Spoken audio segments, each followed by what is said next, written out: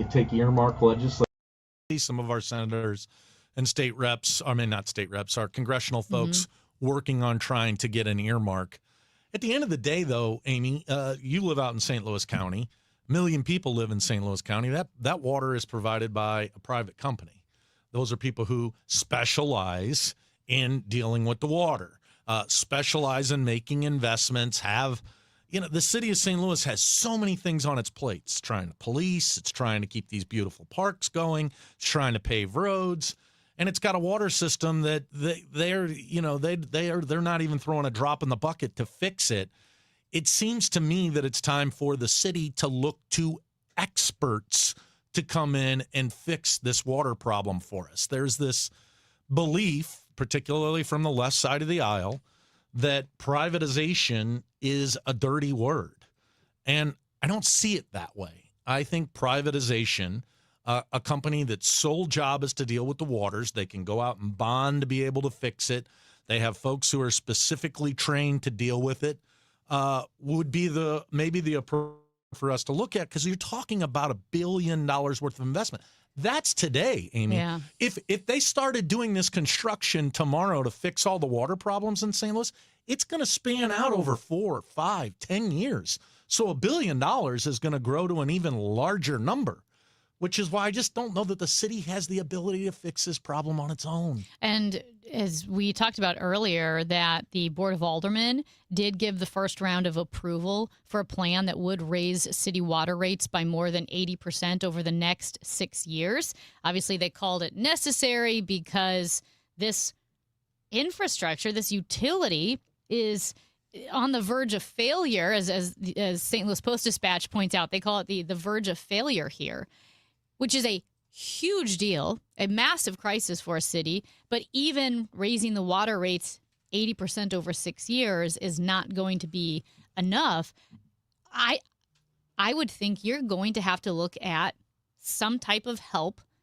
And then also, like you said, maybe some privatization of saying, how can you sign a contract that gets people constantly working on this? Right. And so, privatization, much like the utilities, the other utilities, whether it be electric or gas, they just don't get to raise the rates. Like the city of St. Louis is saying, we're raising the rates 60%. There's nothing any of us can say about that. It may need to go higher than 60%.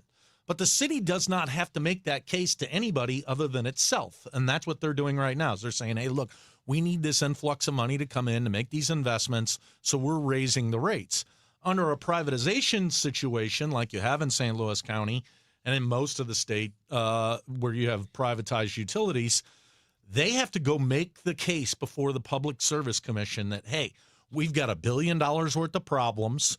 We think if we take the rate to this, we would be able to bond this and fix this out over blah, blah, blah, and to be able to make a profit. It just seems to me to be something we ought to be exploring because there are consumer protections there. But we can't continue to do what we're doing now, which is put our head in the sand or the sinkhole and pretend like this isn't happening. It was just at the beginning of summer. Do you remember when it happened on Highway 40? Yeah. We had the pipes break on Highway 40. This is going to continue to happen as the summer goes on, and then as the winter comes and those pipes constrict. This is just an endless cycle that we're in, and we've got to find a larger solution than just throwing $30 million at it. Yeah, I don't know how to fix it. It's a massive, massive problem. I guess a little bit of good news to counter the bad news. These teen takeovers that have been happening really in cities across the country. Chicago's been having major issue with teen takeovers. There was a teen takeover in a mall in, was it Wisconsin? I can't remember. And we've had teen takeovers downtown. 6-7, right? Down in South County. Well, there right? was that at the Sky Zone, yeah. But this specific teen takeover on Saturday night was interrupted by police. So the youngest person that the police detained was 13 years My old. word. Yeah, the 13-year-old who was involved in a fight.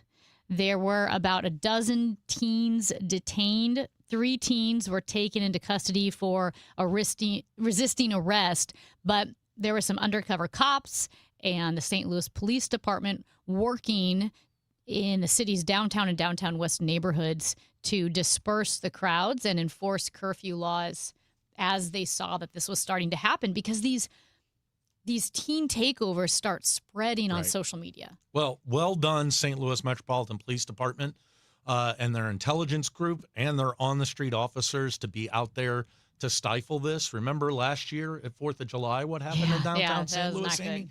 And so it's encouraging that our police are on top of it. But this is overwhelming. I mean, this is a larger issue than just the police stopping this. This has got to be parents and community folks standing up and trying to bring some type of discipline to our young folks who maybe don't have stuff to do. I don't know what is causing these teen takeovers, but this is not good. 13-year-olds out late at night doing stuff like that, nothing good's going to happen. That's Michael Kelly. I'm Amy Markscores. When we come back, the UFC fight Hey now. on the White House lawn for UFC Freedom 250 Lord. to celebrate Trump's 80th birthday. It is the Chris and Amy Show on KMOX.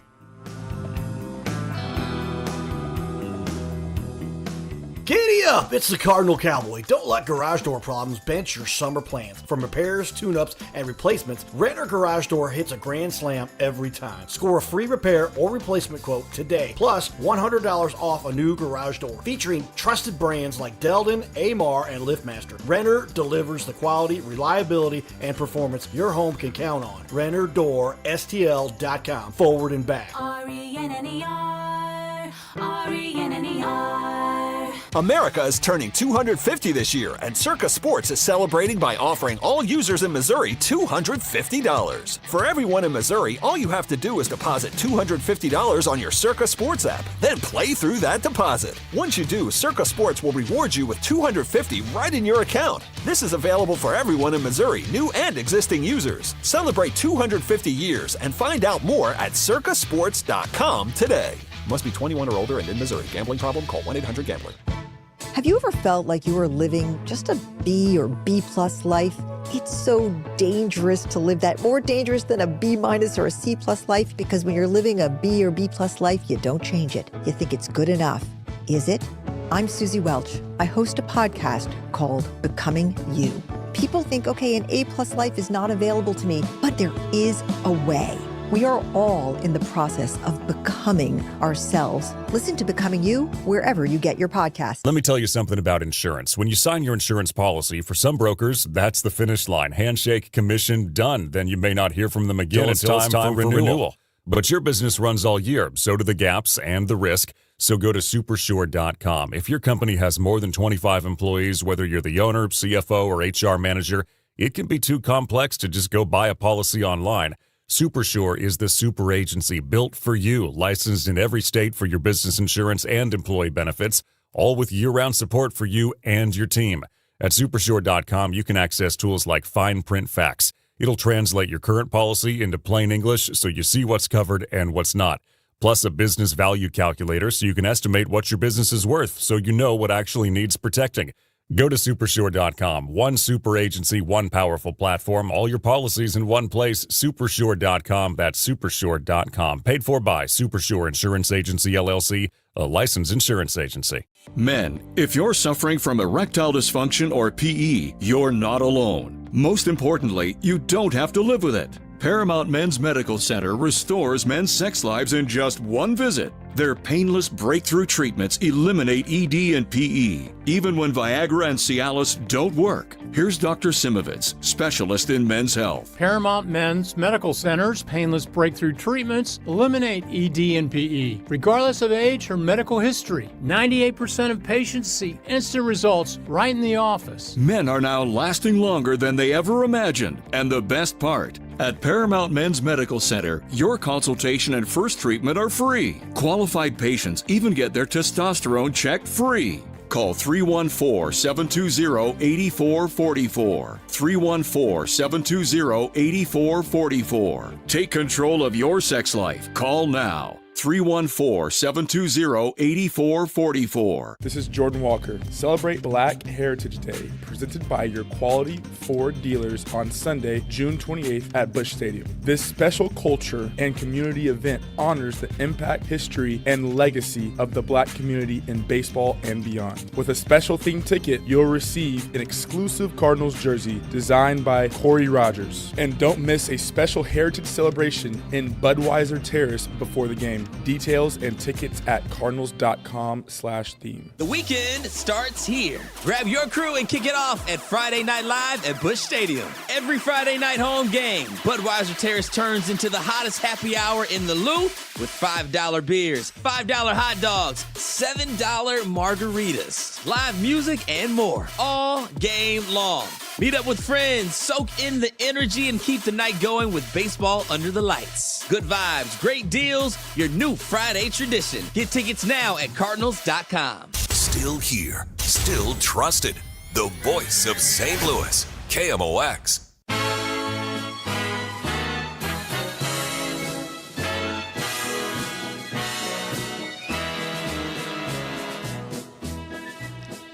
Well, the Freedom 250 UFC fight took place under the claw on the White House lawn to celebrate, I guess, both 250 years of the United States of America and 80 years of Donald J. Trump.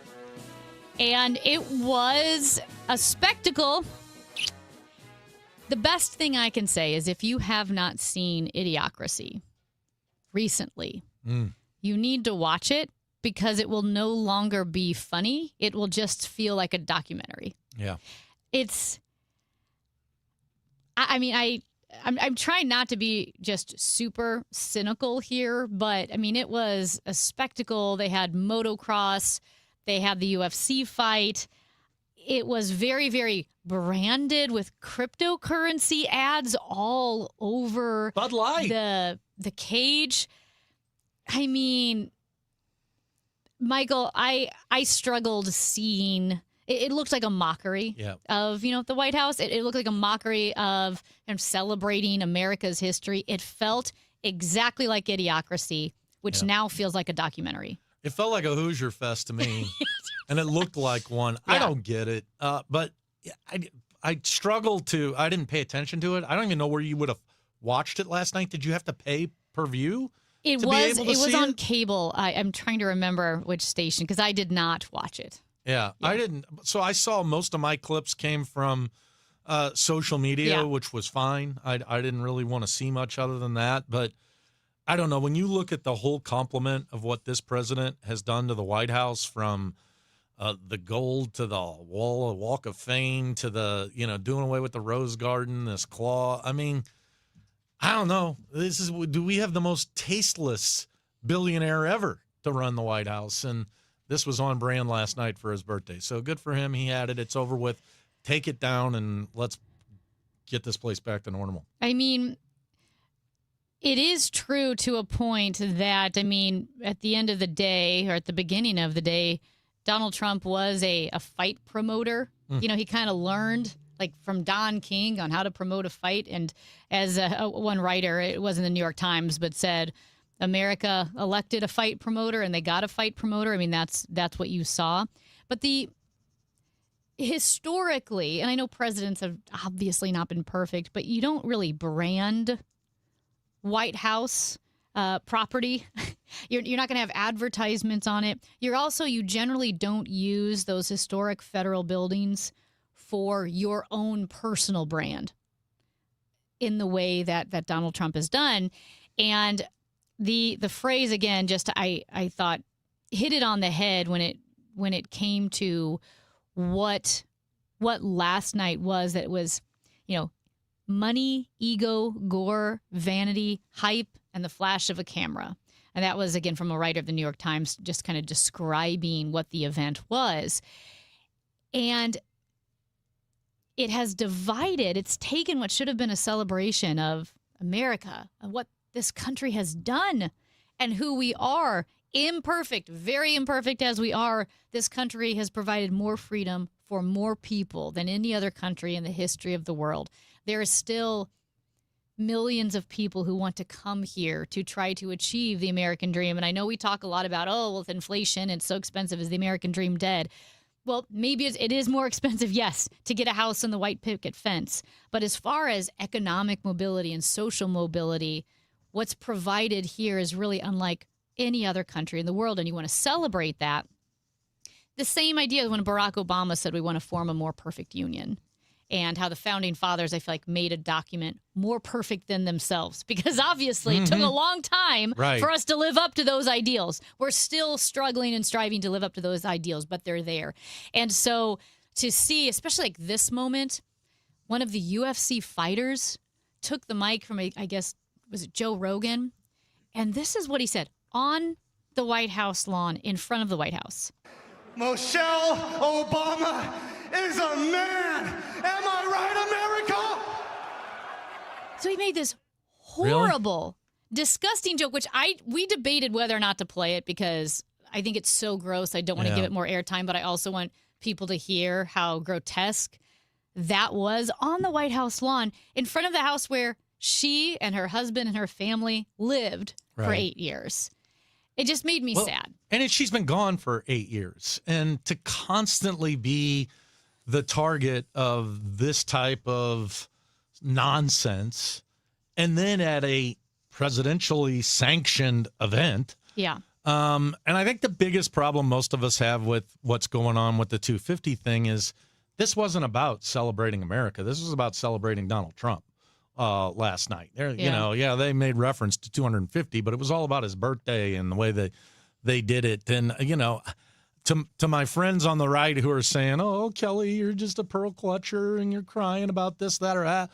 How would you have felt if this was happening with Barack Obama? And I can promise you, folks, this type of stuff that you are giggling at the libs over right now, drinking their tears, if you will, are coming back your way, and I can't wait. We're going to have figure skating or something on the front lawn when AOC's president. And just wait till you hear what Fox News has to say. Let's just move on from this nonsense. I don't know that UFC, I never watched one of their fights. I know it's different than regular boxing. It is. I'm a boxing fan. I can't watch UFC because it's really, really violent. Blood and gore, yeah, blood and gore. I mean, it's brutal, kicking and all of that. But I mean, I'm not saying it's not hugely popular. That's just me. I'm not it's great just with not violence. My bag. And like I said, it's not that this is an anti UFC moment or that you don't like flyovers. I love flyovers. I was just talking about the air show, how patriotic it made me feel. We love that. But it's the way the Great American State Fair kind of crumbled into partisanship on the White House lawn, and it was all branded in cryptocurrency, and Mark Zuckerberg's there was a little bit. Was he there last night? He was there. What in the world? Yeah, it just felt a little icky. Yeah. A little bit of the ick. But anyway. Most of that stuff that happens right now in D.C. makes me feel icky. That's a little icky, yeah. Well, the good news is we had some fun watching the World Cup. Woo! And it's so fun to see all of these Europeans and people from all over the world discover just how big and wild and wonderful and abundant America is. So we'll get into that as well. But some heroes in South City when the power went out at Amsterdam Tavern. We'll get into that. That's Michael Kelly. I'm Amy Mark Scores. It's the Chris and Amy Show. The Chris and Amy Show on 104.1 FM KMOX, sponsored by Community America Credit Union in Des Peres. Invested in STL. Invested in you. Now open. Around baseball, they're talking about St. Louis, a youth movement that's not waiting for the future. Names like Walker, Wynn, and Weatherholt aren't projections anymore. They're the conversation right now. And in a city where expectations never change, the conversation gets louder. Join the conversation. The Gas House Gang. Weekdays at noon. This is Cardinals talk that doesn't flinch. Now, KMOX weather from the Saliga Heating and Cooling Weather Desk. A Chamber of Commerce day in St. Louis, 69 degrees, beautiful sunny skies. We're going to climb to a high of 78 with very low humidity, almost a near replication of it tomorrow. This KMOX weather forecast was sponsored by Ricken Financial. Join Jerry Ricken and Heidi Ricken Provost for Kickin' with the Rickens, Redefining Retirement, every Saturday at 3 p.m. right here on KMOX. And get more, including the Kickin' with the Rickens podcast, when you visit RickenFinancial.com. If you owe the IRS, you have a legal issue, and you need the Lance Drury Law Firm. We'll protect your rights. Log on at LanceDruryLaw.com. It's time for a $98 AC tune-up.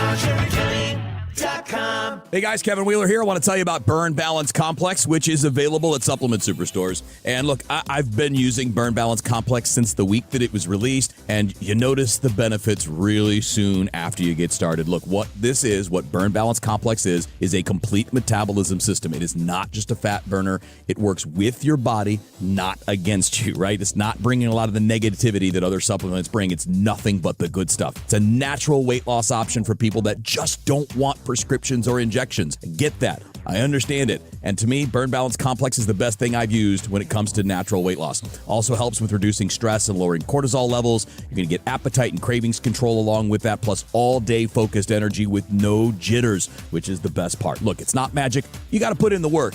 Burn Balance Complex makes putting in the work that much easier. So get out to supplement superstores, tell them Kevin Wheeler sent you, and they'll knock 30% off for you right there on the spot, and you can find your location at supplementsuperstores.com. What if your bathroom felt less like a routine and more like a daily escape? Glover here for my friends at Michael's Baths. They can transform ordinary bathrooms into beautiful, comfortable spaces for homeowners across St. Louis and all the surrounding areas. And now they're introducing new premium walls, perfect for those who love the look of stone without the upkeep. It's sleek, durable, and designed to elevate your space. For a limited time, enjoy a free rain shower head or upgrade with safety features like grab bars or a built-in seat.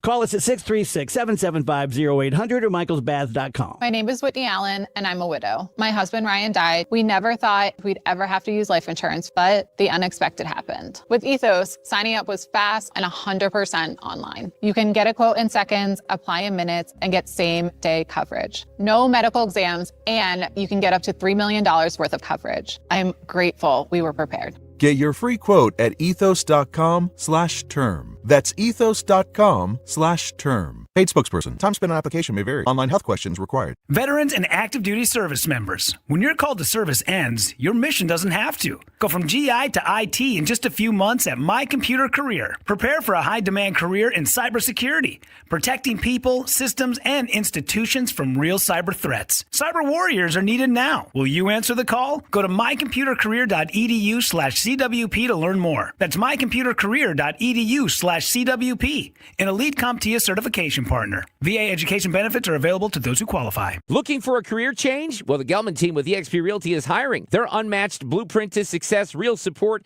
and proven systems help agents take their business to the next level. Level up your future and earning potential. Take the first step at thegelmanteam.com. Today, The Cards, the Padres, Ameren Total Access 550. First pitch 6:45. Cardinals Radio, 104.1 FM, KMOX.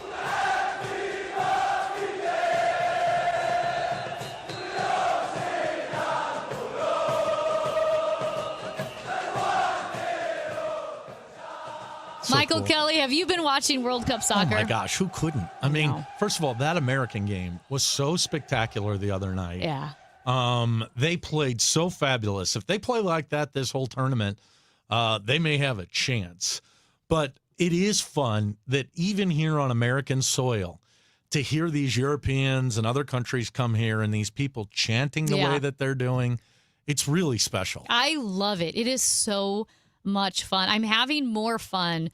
I know I love the World Cup, and I watch it every time it rolls around every 4 years, but I'm even having more fun than I expected watching, passion and excitement. And I think, obviously a lot of disagreement and cynicism, partisanship, what have you, surrounding the topic of our last conversation. Sure. Right? About the UFC fight and the 250 and all of that. And you know what? It's America. Have your opinion. That's great. But we're so used to disagreeing that sometimes you realize you crave just people having a good time, living in the moment, cheering on their countries. The patriotism. Oh, my gosh. Scotland played. Was it yesterday that Scotland played? Uh-huh. I didn't know we had so many Scots in America. Either they were, they live here or they traveled here. Thousands of Scots singing the Scottish national anthem, which I told my dad, I'm like, wow, you don't know that national anthem unless you're from there. Right. Like, we all know, Canada, but the Scottish national anthem is something completely different. Right. And they were marching through Boston, like the fans were cheering. And that's just one small country that is, I believe, like ranked one of the worst or least in the tournament. I only say that because that's a country that they're here, they're in the World Cup, they're so thrilled. Then you look at like Brazil and Argentina, who live and die by their soccer teams. Well, and so many Europeans and other people from around the world have made their entire vacations about this. So you're seeing, I don't know if you saw the Netherlands and the Orange Army that's showing up. I love the Orange Army, that they're coming to America, and then it's all over social media. Yeah. What these folks are up to, and it's kind of fun to.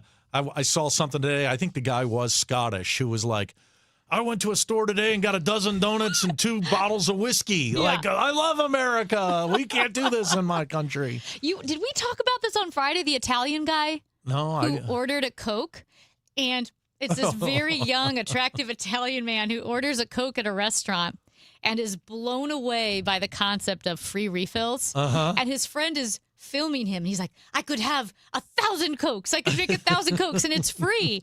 And his friend said, well, you paid for it. I only paid for 1, but I could drink 1,000 Cokes. And his friend is, but you're never going to drink 1,000. It doesn't matter. I could. And he's so excited about free refills. And I love that Europeans are discovering abundance and convenience. Right. I mean, America, for better or worse, man, we have abundance and convenience. But they also lack some understanding of the size. So I saw a guy interviewed. He was at a game up in Boston. He's like, and then Tuesday we're going to go to Kansas City. We're going to drive there. And I'm sitting there thinking, you better get in your car now and start driving, because it's going to take you 2 days to go from Boston to Kansas City. But if you're over in England, you can go to mainland Europe in 5 hours. You can't do that here. It's so funny. It's been awesome. And I know later we're going to talk. There's a guy who was showing off the national parks, which was amazing, and how we take those for granted. Right. But I had several friends meeting at the watch party at Amsterdam Tavern. Took over the streets, didn't they? Took over the streets, in South St. Louis, and right there on Morgan Ford. And it was, I think, right before the halftime. Amsterdam, you've got thousands of people on the streets watching on a giant screen, and the power goes out. And my friend texted me, the power went out, and some people are groaning. Some people are thinking, well, let's go home. They pull the phones up on pull a game up on their phones. And right when everyone's kind of wandering about thinking, well, what are we going to do now? The power went out. 2 guys in an apartment high above the Amsterdam bar. Across the street. Grab their their giant flat screen TV, carry it up to the railing, and hold it on the railing. And everyone on the street looks up and sees these 2 patriots, these heroes, and they start chanting, USA, USA, and MVP, MVP. And they're watching the soccer game on this television screen that these guys had pulled out. And what's funny is it wasn't even the apartment owner or the apartment renter in the apartment at the time. He was down below, and he looks up and he sees his buddies take his TV. And he said at first he was a little worried to see them hold the TV over the railing. Sure. But then they just became heroes, and they watched on that TV while another patriot, a technician from Ameren, worked to restore the power, and they did finally get the power back on, and everybody could watch the rest of the games. So cool. I think maybe they missed 1 goal. Made national news. It did. How fun is that? I was out of town, so I saw those folks online, and it looked like thousands of people. Yeah. Have you ever been over to the Amsterdam for a soccer game? Oh, buddy. It's a blast. So much fun. And when were the Netherlands in the final? Was it 2010? Sure. I think it was 2010. I went there. The streets behind Amsterdam, in front of Amsterdam, it was the Orange Army. It was so much fun. I was in New York for the last World Cup. and I went to a bar that was the Amsterdam or the Netherlands home bar up in New York. And to be around that energy in New York, even though the games I think were being played in Saudi Arabia or Dubai, wherever they were, it was just so cool to be around all those people celebrating. Yeah. And that's really what the World Cup does for everybody. Okay, speaking of celebrations, did you watch the Knicks game? Not the comeback. Well, I mean, I guess it was a comeback too, but the clinching game over the weekend? I did. It was pretty cool, wasn't it? So I was cheering for the Knicks. Heck yes. I think I told you this, that when the Knicks took the lead in the final last week, so way last week when they were in the lead in the final, the last time the Knicks had the lead in an NBA championship game was June 14th or June 12th, 1994, which is the same day as OJ. Oh, my word. That's right. And so the Knicks have had long-suffering fans, and it's really odd, I know, to be feeling sorry for New York fans or cheering for New York fans. Anything New York. Anything New York, but I was cheering for the Knicks, and I was glad they won. But man, oh man, why do fans of a team riot when their city wins? Yeah. Like, it would be like if when the Blues won the Stanley Cup, we decided let's burn down St. Louis. Yeah, well, that's happening without a win at times. But this is when they won, because there were the New York Times covered some of the like horror stories about, you know, delis and stores where So people sad. had to wake up in the middle of the night and rush to their stores and try to protect it themselves from people breaking windows. 2 a.m., 3 a.m. A 17-year-old boy was shot in the foot, and because it was so crowded with people, first responders couldn't get to him. Were they attacking people with San Antonio shirts on? Yeah, they had Spurs fans had to be thrown in cop cars to protect them from the fans. What's up with that? They took bats to, like baseball bats, to buses and police cars. They shattered windshields and windows. They set a school bus on fire, like outside Madison Square Gardens on 42nd Street. They're climbing light poles. And I mean, I don't get it. I don't either. Because we've all had those moments of adrenaline, but I've never wanted to like punch a wall or do anything. Set a What is school bus on fire? celebratory of that? It'd be interesting to talk to like a sociologist or whatever, that people who study the behavior of folks, mob mentality, etc. What causes it in an exuberant state? Is it just people taking advantage of the pure bliss, or is it something that motivates you to go and act a fool? It's right. Like they need any excuse to just be insane and angry, unhappy, whatever. They just want to destroy things, or like you said, the mob mentality where you lose your mind. But as I mentioned, if there was the school bus on 42nd Street that was set on fire. A blazing school bus is a big fire. And there were several around the city that were set on fire. 4 people were slashed or stabbed. What? Right? And people got shot. I like I said, I think it's an excuse where whenever you have a large group of people, you're going to have a little bit of a mob, but then there are the troublemakers who just want any reason to be destructive. I've never been in a crowd like that that's gotten out of control. Thank goodness. Yeah, it scares me. I don't like it. Now I've went to Bourbon Street during Mardi Gras once, and I didn't like it because there's so many people that if there was a fight a block away, you felt it because you were so close to each other that the crowd moves. So large crowds like that make me uncomfortable. But I don't know why if somebody started to act a fool, why others wouldn't just like pull them down and be like, no, we're not doing that. Yeah. But, I would be, I think I feel the most bad for the Spurs fans. You're just going to a bar, you're wearing a Spurs jersey, you think you're safe, and you get attacked. Well, Anyway. you need a little mental help thinking, why are you walking around in a Spurs shirt in New York City on the night the New York Knicks may win for the first time in 30 or 40 years? Probably not great mental judgment. Yeah. Maybe somebody who's looking for some trouble. But doesn't mean that that it should happen to them. I'm with you. All right. When we come back, did you see this? And this is Matt's Did You See This? Because he laid a Did You See This on us. Oh, my gosh. I know. It was unbelievable. It was unbelievable. Made me feel terrible. I feel bad. Yeah, that's next on the Chris and Amy Show. Let my inspiration flow. Grab your shades, your float trip gear, and join us June 17th for Chris and Amy Day at Busch Stadium. We'll be broadcasting live from the Mississippi Yacht Club pop-up bar outside Gate 1, hanging with fans and serving up some fun behind the bar. Live music, Fred Bird special guests will all be there. Plenty of chances to stop by and say hello. Plus, you can sit with fellow Chris and Amy listeners in our special section for just $15. June 17th. Chris and Amy Day at the ballpark, $15 tickets. Get your tickets now, cardinals.com/Chris and Amy. Go Cards. This is the story of the one. As a maintenance engineer at a beverage manufacturing plant, he starts his day knowing every line is ready to run because Grainger delivers the industrial-grade products he needs to keep mixers, conveyors, and packaging equipment moving.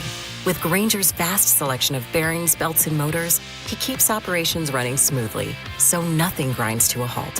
Call 1-800-GRAINGER, click Grainger.com, or just stop by. Grainger, for the ones who get it done.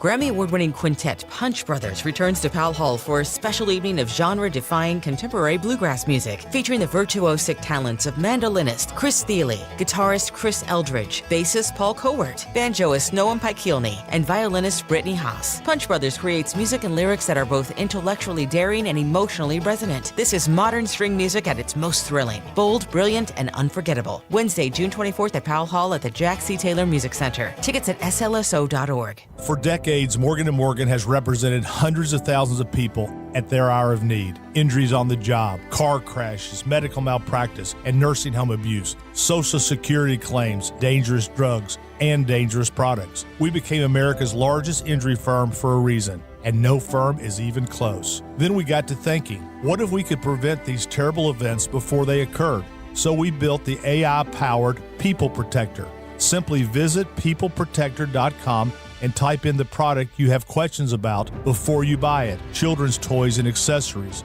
cars, drugs, products, you name it, we got it. With our success, we decided to pay it forward for all of America. Our way of saying thank you for your trust all these years. Morgan & Morgan, protecting America. And if you've already been injured, just visit us at forthepeople.com. The choice of a lawyer is an important decision and should not be based solely upon advertisements. Past results afford no guarantee of future results. Every case is different and must be judged on its own merits.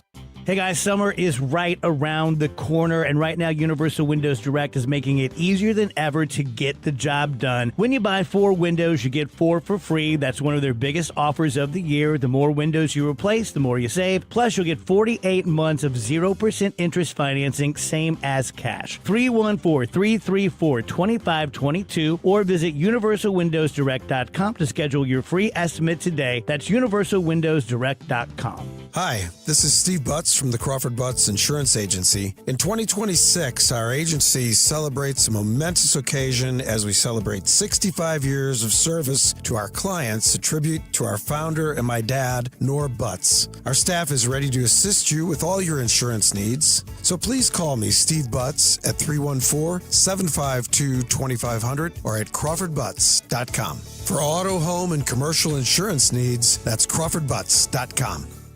The Chris and Amy Show on 104.1 FM, KMOX.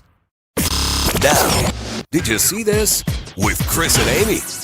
There's just too much to discuss about what Matt Pajeski did to us this morning. You're calling an audible? Yeah, I'm calling an audible. I mean, it literally made me feel like a little ant.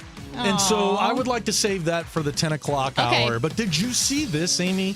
It's all over social media this weekend. There was a young lady who was bungee jumping. Yes. In some part of the world. It wasn't here Brazil, in the United States. It was Sao Paulo. Yes. And they threw her off the bridge, but she wasn't attached to the bungee. How is that the case? I heard about this morning, and I couldn't believe it. They didn't attach her to the bungee ropes, to the safety ropes. Ugh. And so the 2 guys in Brazil threw her off the bridge, and she plunged to her death. And you can hear people saying, the rope. And I'm like, Matt, because I heard about it this morning, because we heard Debbie Monterey talking about it in the news. And I said, did you see the video? I did not watch it, and you didn't either. No, I did not watch it. anytime you open up Twitter, is somebody fighting or dying, and it's just the worst app ever. So I saw something like that. I saw like bungee jumping accident. I'm like, all right, I'm gonna scroll past that. Don't need that to ruin my morning. I don't think they should, and they shouldn't show it. No. She was only 21 years old, Ugh. and it just, I believe 6 people were arrested. She plunged 131 feet to her death. Have you ever bungeed? So I have not. And Would you? I guess so here's the thing, kind of on the thrill seeking, because this is also in the news. Absolute tragedy, 12 killed in a Missouri plane crash in one of the deadliest U.S. skydiving incidents in decades. There were a bunch of skydivers. I believe 9 of them were experienced skydivers. They've done this a bunch of times. So when it comes to, I guess, thrill seeking with bungees and skydiving, I've actually I'm not afraid of the death or injury element. I am just that person who, as I've said many times before, passed out on the mine train. Like there are some Southwest flights where if the pilot takes off too fast, I start to feel dizzy. So, I'm just not good with motion and all of that. And so I'm just afraid I'm going to get sick or I'm going to pass out, and it's not worth it to me. But I was never afraid of the safety because I'm someone who definitely trusts the safety of the pilot, the plane, the tandem, right? Your jump instructor, if you jump tandem. And the same with the bungee cord. It would actually never occur to me to be afraid that I would get hurt. And now I'm starting to feel that fear. Have you bungeed? Because I have family and friends who went skydiving. I've not bungeed. I haven't skydived. By the way, was that skydiving? What did they say? Bates County? Butler County? Yeah. So where's that? That's south of St. Louis? I think it's south of Kansas close to City. Cape Girardeau or something? I'd have to look that up. In my head, it's way south of Kansas City. Yeah. It's Kansas. Yeah, south of Kansas City. Okay. Oh, just terrible. I've been inspired. I was recently in Greece about a year ago. Yeah. And they had this on the island of Lefkada. And there was, you could paraglide off of you'd run and jump off of a mountain. Parasail. And then you Or would go paraglide, down yeah. to the beach. And I was within a whisper of doing this. I chickened out at the last minute. But I don't know that I would do the skydiving because I now know of 2 plane incidents that happened right here in Missouri that I'm like, this just doesn't seem to be that safe. But I have a friend of mine who's almost 65, 70 years old. He just did it in Maui, and it looked really cool, man. It looked really cool. And I know if you look at the numbers for the number of people who go up in flights, right, and go skydiving and bungee jumping, it's probably still safer than driving down Highway 40. Yeah. I would think when you look at the numbers, unless there's a sinkhole.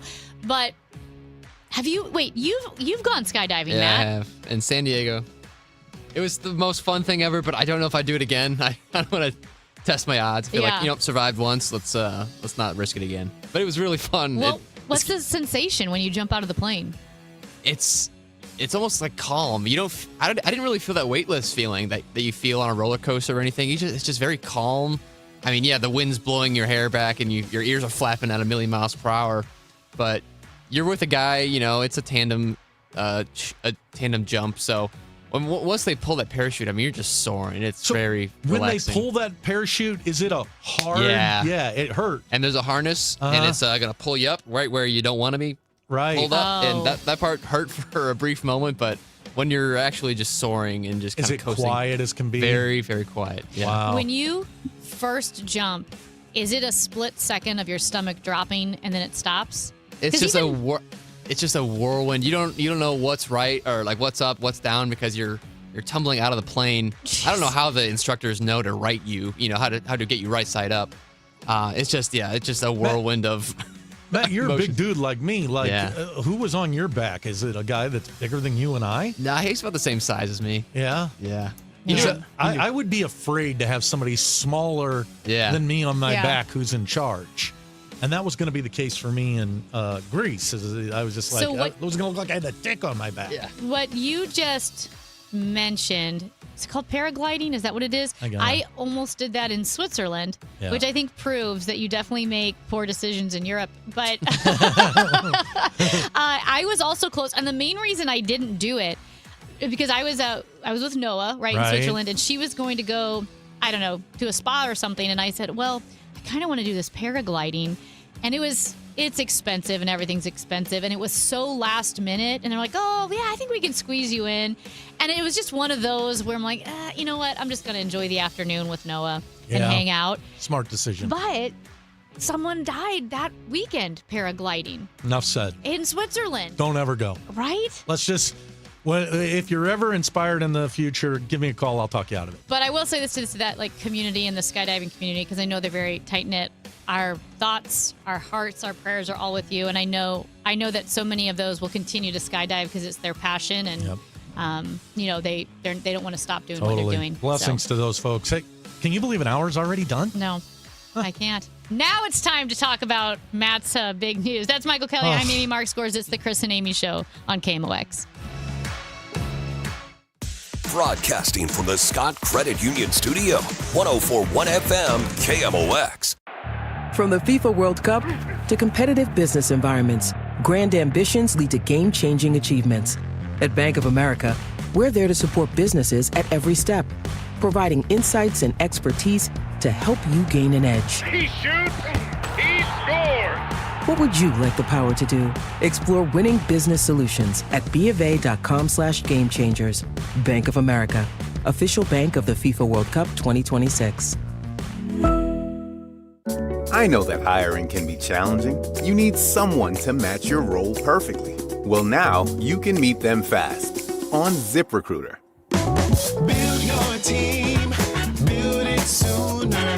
Meet your match on ZipRecruiter. Just head to ZipRecruiter.com/free right now to try it for free. That's ZipRecruiter.com/free. Meet your match on ZipRecruiter. Try it free. Attention all dog owners. If you have ever listened to the radio or TV for any length of time, you've probably heard of America's #1 dog supplement, Rough Greens.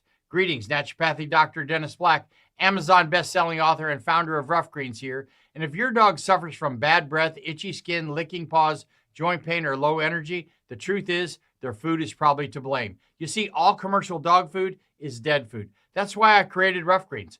One daily scoop gives your pup the live vitamins, omega oils, probiotics, and enzymes that will bring their food back to life. Don't believe me? Let your dog try it before you buy it. I'll send you a free Jumpstart trial bag, risk-free. You just cover the shipping. Go to roughgreens.com. That's RUFFgreens.com. Use discount code NEWS. Don't wait. Give your dog the gift of vibrant health. Order now. It'll be at your house in a few days. Go to roughgreens.com. That's RUFFgreens.com. Discount code NEWS for your free Jumpstart trial bag today. Rough Green. We make any dog food better. For the last 33 years, you've discovered that at Banner Construction, we pride ourselves on quality craftsmanship. We believe the single most important decision homeowners must make when considering an exterior restoration project is, who do you hire?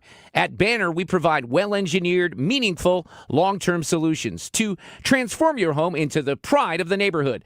Let us help you fall in love with your home all over again. Call 314-569-1050 or visit bannerconstruction.com and have a banner day. Mizzou football will be here before you know it. Join us for the 100th anniversary of Memorial Stadium with season tickets. Join the season ticket waitlist at mutigers.com/FB waitlist and get ready to lock in tickets for 2026. The home schedule is highlighted by games against Florida, Texas A&M, Texas, Kentucky, and Oklahoma. Don't wait to reserve your spot. Join the waitlist at mutigers.com/FB waitlist. MIZ.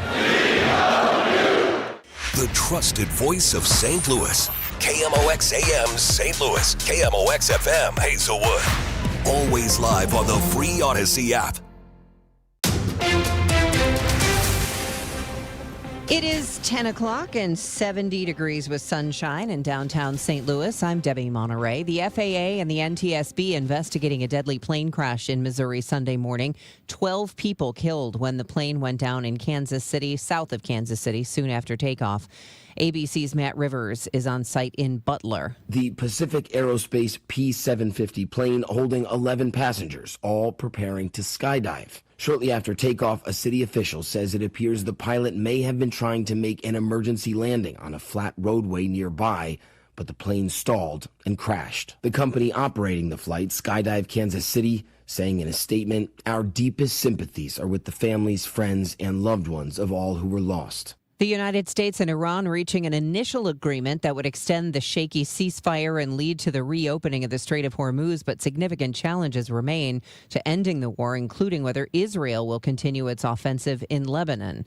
Sunday night's UFC Fight Night on the White House lawn drew applause from Trump fans and fight fans, criticism from others. We get more from ABC's chief White House correspondent Mary Bruce. Critics have called the event corrupt, alleging Trump was giving his friends access to government grounds to hype their business. President Trump does have a long-standing friendship with UFC chief Dana White, and Trump himself could profit from all of this. He owns stock in the UFC parent company, but the White House insists there is no conflict of interest here.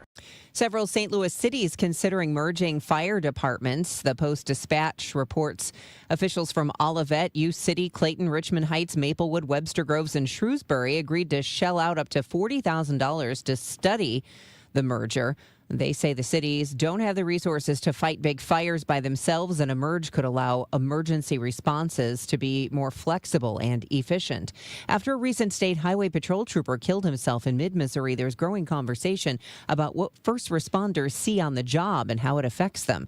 Fulton Police Chief Bill Ladwig says oftentimes they see people at their worst and on their very worst days. Officers may see the horrific aftermath of a car accident, something to do with children, that really has an impact on yourself. And we have to make sure that we take care of our own selves so we can help the people that we are sworn to protect and serve. Several St. Louis restaurants will be in competition for national titles tonight in Chicago. It's the 2026 James Beard Awards featuring 5 local restaurants, including Robin, finalist for Best New Restaurant, Vicia, finalist for Outstanding Restaurant, and Louis, a finalist for Outstanding Hospitality. 2 local chefs also nominated for Best Chef Midwest, Nick Bogner of Sato and Pavilion and Lauren Nolick of Balkan Treat Box. Pleasant this afternoon with sunshine and a few clouds, high 78, mainly. Times of sun and clouds tomorrow. Watch out for a thunderstorm, especially in the afternoon. It'll become breezy with a high near 80. From the Saliga Heating and Cooling Weather Desk, I'm AccuWeather meteorologist Joe Lundberg on 104.1 FM, KMOX. The weather sponsored by Financial and Tax Strategies. It's sunny and 70 now in downtown St. Louis. I'm Debbie Monterey, KMOX News. If your retirement plan is mostly what if and a little fingers crossed, you deserve better answers than that. Check out Wealth and Wisdom Saturdays at 7 a.m. here on KMOX. I'm Gary Goldberg. Call 800-966-1690. Chris Ronchi, Amy Marks Kors. The Chris and Amy Show on 104.1 FM, KMOX.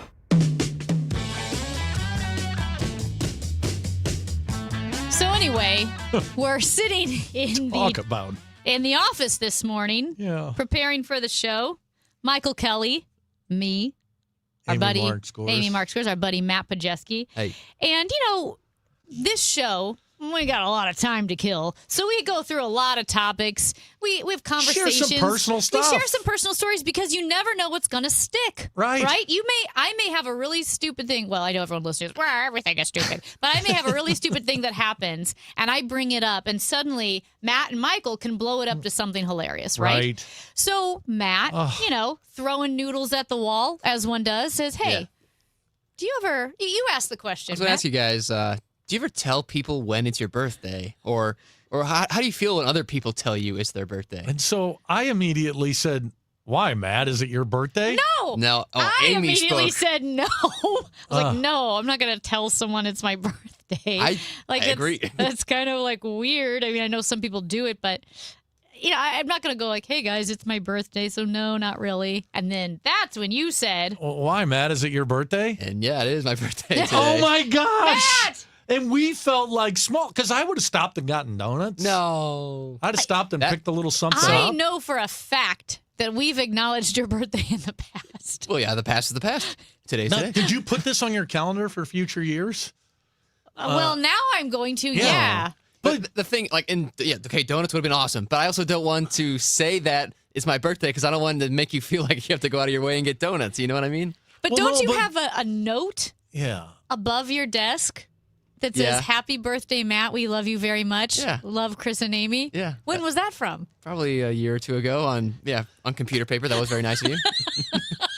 Look, I'm so glad you told us it was your birthday. Yeah. You made us feel very small. How old are you, Matt Pajeski? I'm 27. Oh my gosh, that's around my favorite age. Yeah. Second favorite age. What I didn't want to happen is that maybe later today, once we all go our separate ways, maybe you find out on Facebook, wait, today's Matt's birthday? Why didn't he say anything? Yes. I don't want to be the guy to be like, hey, it's my birthday, guys. Let me hear it. Happy birthday. Like, I don't want to announce to the world that it's my birthday like I am now. Well, let me do this first today. Yeah. Okay. Happy birthday, Matt. Thank you. Yeah. Yes. Amy, do you have something to say to Matt? Happy birthday, Matt. Thank you. And I will say this in Matt's defense. I do know people, or I've seen it, where people will be checking out at Target, right? And tell the cashier that it's their birthday. Maybe they think they're going to get a discount. I don't know. Or someone else, just people who make a big deal out of their birthday, which is fine. It's America. Right. Do what you want. But with Matt telling us it's his birthday, we talk about everything. I tell you We know guys Matt's every towel time habits. I go potty. Guys, I gotta go potty. Like that. Who does that? What a weird work environment. Yeah. Right. Well, I didn't want to tell you it was my birthday, but I did kind of want to hint at it, and that's why I asked you guys that question. If Michael had not been here, it never We would just have, kept going. Never in a million Yeah, huh? years would have Yeah. occurred to me. I never guess would have that's said a it either. topic I we would could have talk said, about. this is a great topic. Let's talk about people who bring up that it's their birthday. Yeah. So that, in today's society where we're all in rewards, right? You go to the grocery store, you're a part of the rewards thing. They want to know what your birthday is. Are there any of those that you're getting something special for your birthday that you're like, oh, I'm definitely hitting Lion's Choice today because they know it's my birthday? I have not even thought about that. I have not gotten any notifications or anything. I'm not really a rewards guy. I think I might get some Club Fitness points or something like that for my birthday, but that's about it. So the one, and I think, I don't know if you have to tell them or you can just scan your app, but you at Starbucks would just say, hey, because you get a free birthday drink. Do you? I went to And that's- Starbucks today and paid for something. What? You They get didn't a know free it was your birthday drink. birthday? Well, Do I you have didn't the tell- app, though? No. So you have to have the app. Oh, I'm not you- big on apps and I know, rewards. but then you get a free drink. That's like a You're $7 leaving money on coffee. the table, brother. Gosh, darn it. You're leaving money on the table. That's something you understand when you get older. You're like, 28. Yeah. You'll start to 27 years old. You're just a baby. You know, That's he's good a to know. baby. I like being young. I said, it's a great age. Good for you, brother. Thanks. we love to hear from you, 314-436-7900. Now, I'm biased because I am 42, but I said that the 30s and 40s are just awesome. I Yeah. love 30s and 40s. I wouldn't go back to my 20s. I loved 30s. Yeah. The only reason why I have some hesitation with 40s is because in my head, I creep up to 50, and that's my problem. My parents will remind me I'm still 8 years away from 50, but I feel Right. but I feel the same as I did in my 30s, and like you said, you have more money than you did in your 20s. You're more Yes. established. You're more confident. Yeah, you don't but- have to prove anything. You're just But living when you're life. 27, particularly since I lived the same existence you have as a male, you're at like the perfect age, right? You can still date a gal that's 21, 22 years old and not be a creeper. Yeah. And you can date somebody up to 38, 40 years Yeah. old and Whoa. not be a creeper. I Like know. the world is your oyster. Once you pass that 30 mark, now you start dating them 22-year-olds, you dirt. Yeah, you're a creeper. So did your family do anything special for you that embarrassed you or anything that for your birthday? No, I mean they did exactly what I wanted, which was I wanted to have the family over in the backyard, and I wanted my dad to smoke some barbecue, So Nice. smoke some ribs, and they were phenomenal. if you're a close friend of mine or a family member, when I call, I hopefully will get your voicemail and I leave the following message. Happy birthday to you. Happy birthday to you. Happy birthday, dear Papa Chesty. Happy birthday to you. I was amazed at how accurate that is. That's amazing. Happy birthday, Matt. Thanks, Donald. Wow. Yeah, and you feel like a real dork, leaving that message somewhere in public when you find out, oh, yeah, today's my sister's birthday. I have to call. And then you're doing That's Donald Duck. Really good. That's a great Donald Duck. Can I tell you a pet peeve about birthdays? Yes. And noting that it's a birthday? Mm. I cannot stand it in news stories when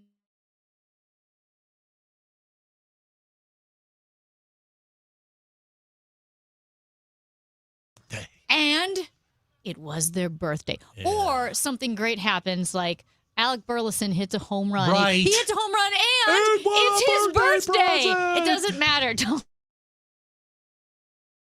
With you, though. I am such a curmudgeon, and I get it. It is a me problem. I don't know why it bothers me, but nobody cares. It doesn't matter if he hit the home run on his birthday. Like, if you're 7, yes. Right. Then it's a big deal. You're 7, that happened on your birthday. If you are 42, or you are even 29, 35, and you are...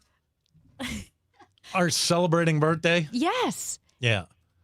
I know I'm with you 1,000,000% on that. It is a bit annoying. Or noting that... Especially with athletes. Yeah. Oh, I don't know. because it's their birthday. That's the reason they finally hit the grand slam. You know, whatever. Come on, what are we, children here? 618 says, happy birthday, Matt, since no one else seems to care. Thank you. Thank you, random person. I appreciate that very much. Are you doing anything special? I'm going to go out to eat with a friend tonight Good at for an you. Indian restaurant. Nice. Yeah. Okay. Well, make sure you tell them it's your birthday. tell Maybe them it's they'll your get birthday. you. They'll Free come dessert. and shake the maracas around Yeah. you or whatever they Not, do. not you the know? Indian restaurants, I don't think, but yeah, it might be something. Yeah. Some belly dancer come out. That'd be fun. I think that's different. But, okay, since we've got a young person here, Yeah. I hate to bring it back to politics. Oh. Okay, I hate to do this to you, Matt. Yeah. But you did bring up, when we were talking about the motocross and the UFC and the pandemonium on the White House lawn, you did bring up a good point. I think that, yeah, from the outside it looks garish, but if that's your guy, it's the coolest thing ever. Totally. And me as a 27-year-old, my buddies and I, if we're at the bar drinking and we're talking about what would you do if you won the lottery? What would you do if you're president? That's the thing that we would do.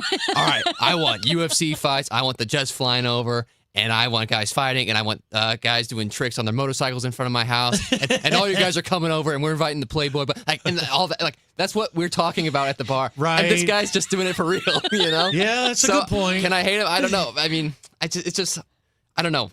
I've got mixed So, feelings on it. If you were president, what would you do? Like, I'd go play Augusta National. If I was president and I could do anything on my birthday, it wouldn't be a UFC fight. It would be like to go play the Masters. Yeah, gosh, it would probably just go to a concert, like, or give me front row to the Stanley Cup game that night, or You'd have gone to the Stanley Cup game. Probably. Good for you. You know, I will say this too, because everything is so, partisan and politicized that sometimes I think people are more superficial than we're giving them credit for. So, when Trump was booed at the Knicks game, Mm-hmm. a pundit pointed out, he goes, don't get me wrong, he was booed at the Knicks game.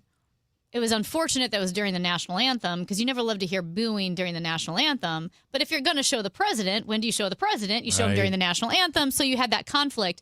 But a pundit pointed out, he goes, to be honest, when Trump announced he was going to the Knicks game, it was it added 3 or 4 hours of wait time, right, for people to get into Mhm. Madison Square Gardens Yep. because of security. It took 4 hours.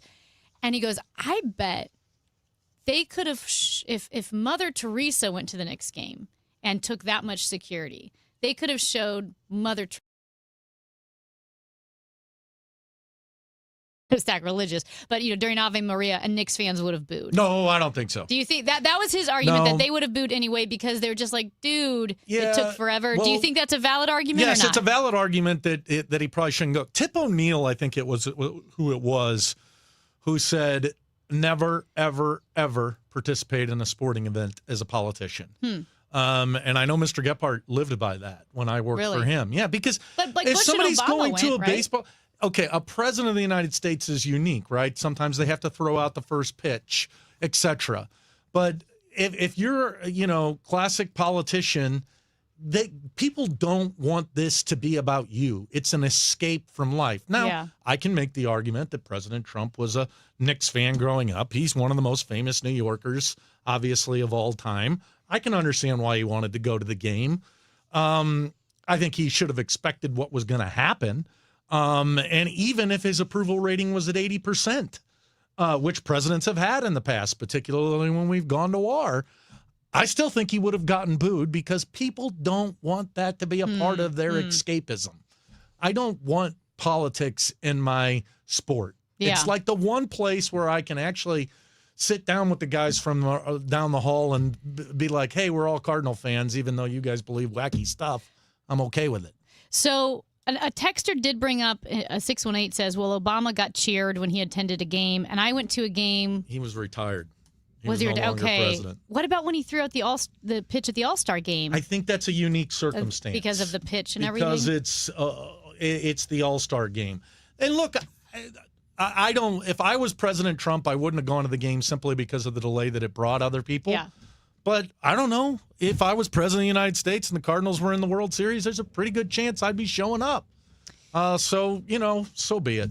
Well, Matt, I am so sorry. We are so sorry that we did not realize it was your birthday. That's all right.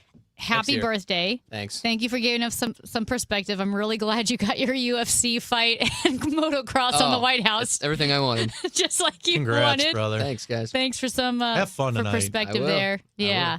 Go Appreciate enjoy it. That is If you're looking for something special to do tonight, you can go check out that hole down the street. I might. That's fun to look at. Just something on your birthday. Guys, I don't want to talk out of school, but I believe Sean Malone is down reporting by the hole. I think he's down there. He's a man looking at the hole. He is. He Manhole. is. That's what they call that. We gotta go. That's Matt Pajeski. Hey. Michael Birthday Kelly. boy. Birthday boy. Michael Kelly. Amy Mark scores.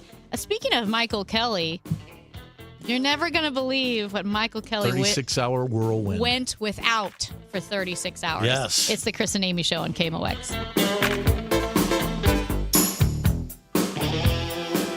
It's time for a $98 AC tune-up.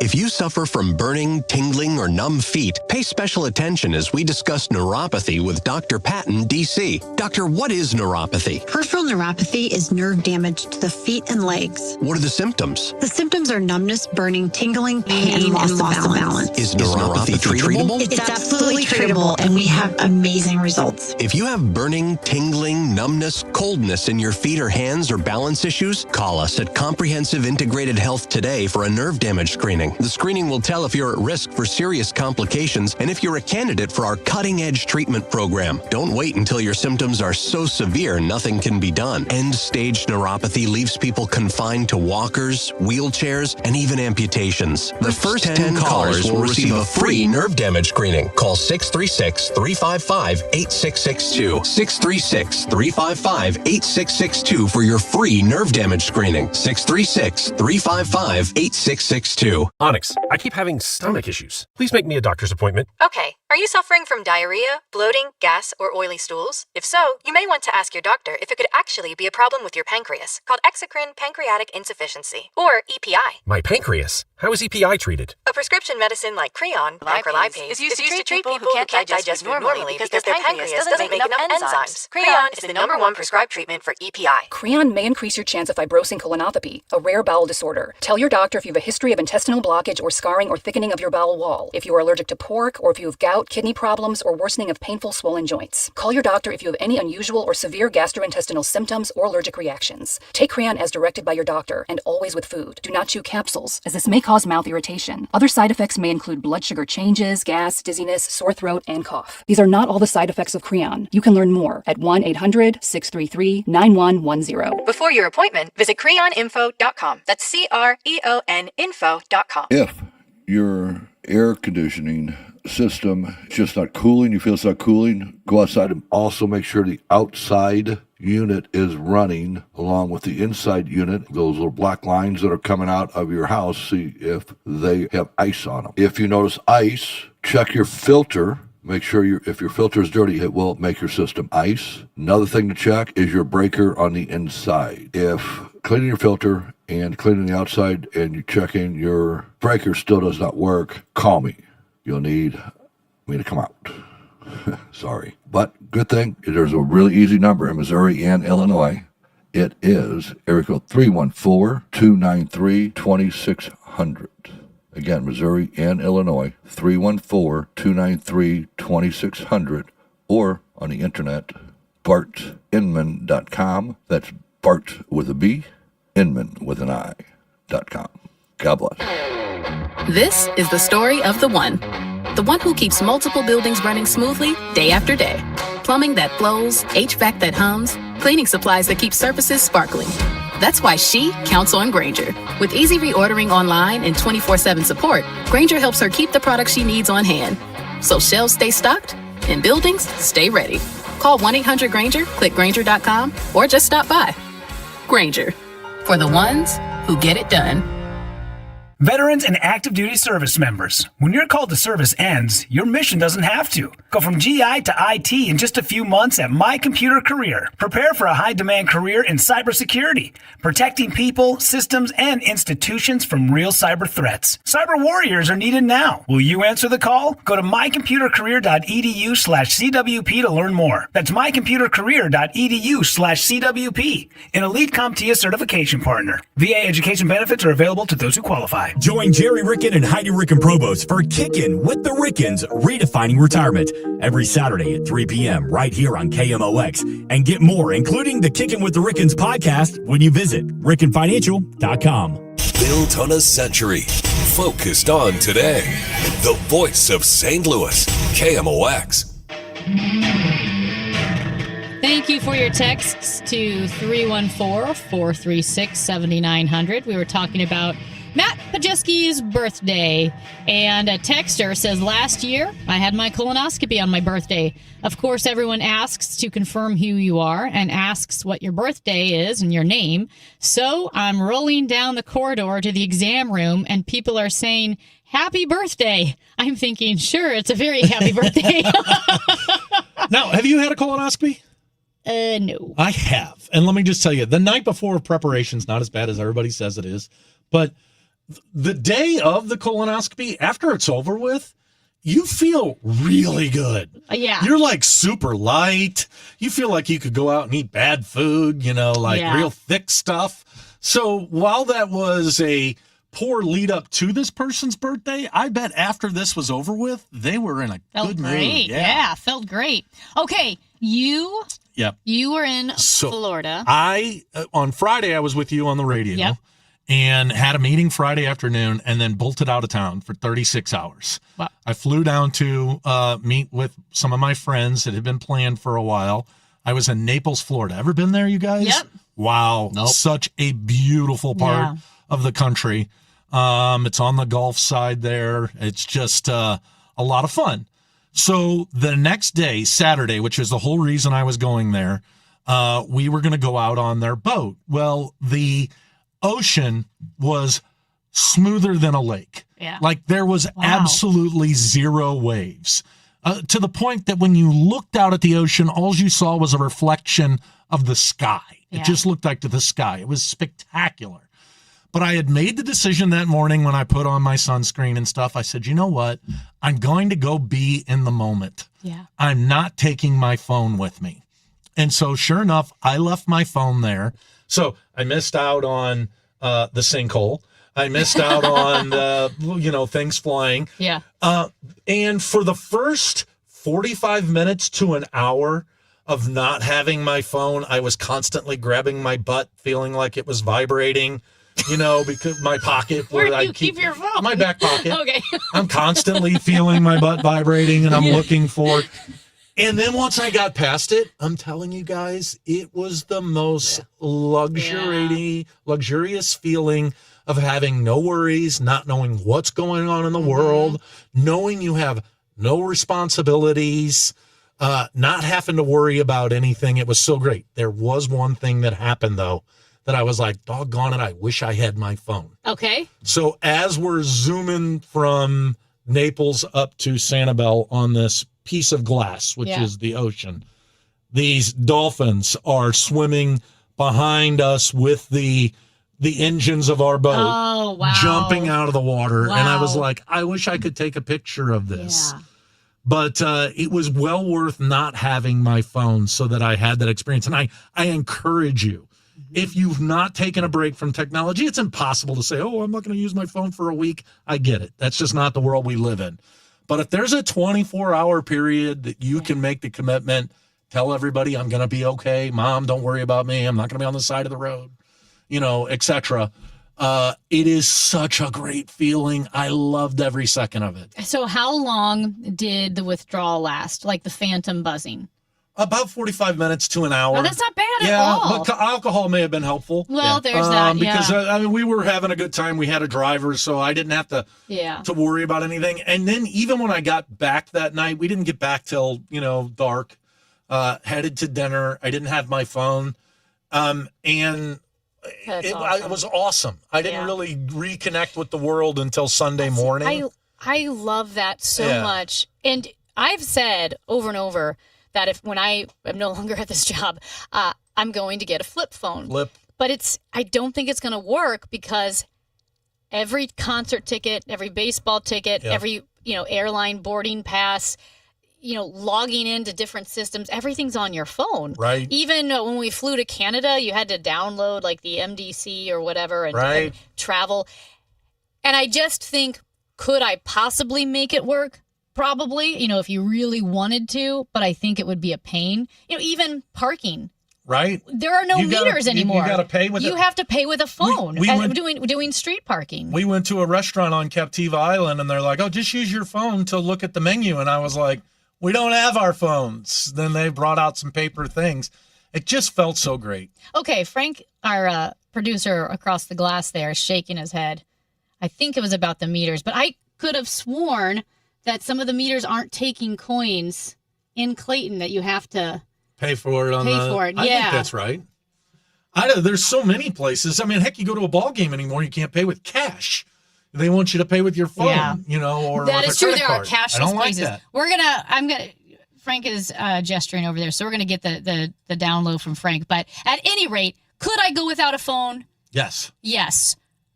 Could I live without a smartphone? I think it would be harder. But man, that's why I love going to Colorado on the mountains, because you don't get service. And so no one can contact you and nothing works, which is great. So at any rate, that is Michael Kelly. I'm Amy Mark Scores. Matt Pauley, host of KMOX's Sports Open Line, Rush Hour Sports, Cardinals pre and post game. He joins us next, but it is summer, and whenever the seasons change, one thing you're going to notice are pests crawling into your house, because every season change, I don't know, a new batch of pests either, comes into the basement or into the kitchen. Maybe it's ants. I know in the summer, a huge deal, mosquitoes and ticks. That's right. Did you know that Rottler Pest Solutions can help with mosquitoes and ticks? It's not just ants, which are hard to get rid of, or roaches. They also can use their special treatment to identify and treat mosquito breeding areas. It targets mosquito larvae. It reduces population for weeks on ends, so you can sit outside, sit on that back porch, maybe barbecue, have some friends and neighbors over, and not worry about mosquito bites. And also, we've heard so much about this being a really bad tick season, and we know that the number of ticks is going up. That Rottler can also help reduce tick activity around your property. So whether you're concerned about ants in the kitchen, roaches in the bathroom, or mosquitoes or ticks outside, Rottler's who you need to call. They really will protect your home. They've been doing it for over 70 years. Rottler Pest Solutions, Rottler.com. The Chris and Amy Show on 104.1 FM KMOX, sponsored by Community America Credit Union in Des Peres. Invested in STL. Invested in you. Now open. The KMOX newsroom has been honored with the prestigious Regional Edward R. Murrow Award in 2 categories: breaking news. We have a tornado warning, which has just been issued. And overall excellence. I'm not going to call for County Executive Page to resign. The KMOX newsroom continues to be the vital source of information for our region, dedicated to journalistic excellence for St. Louis. We are the voice of St. Louis. 104.1 FM KMOX.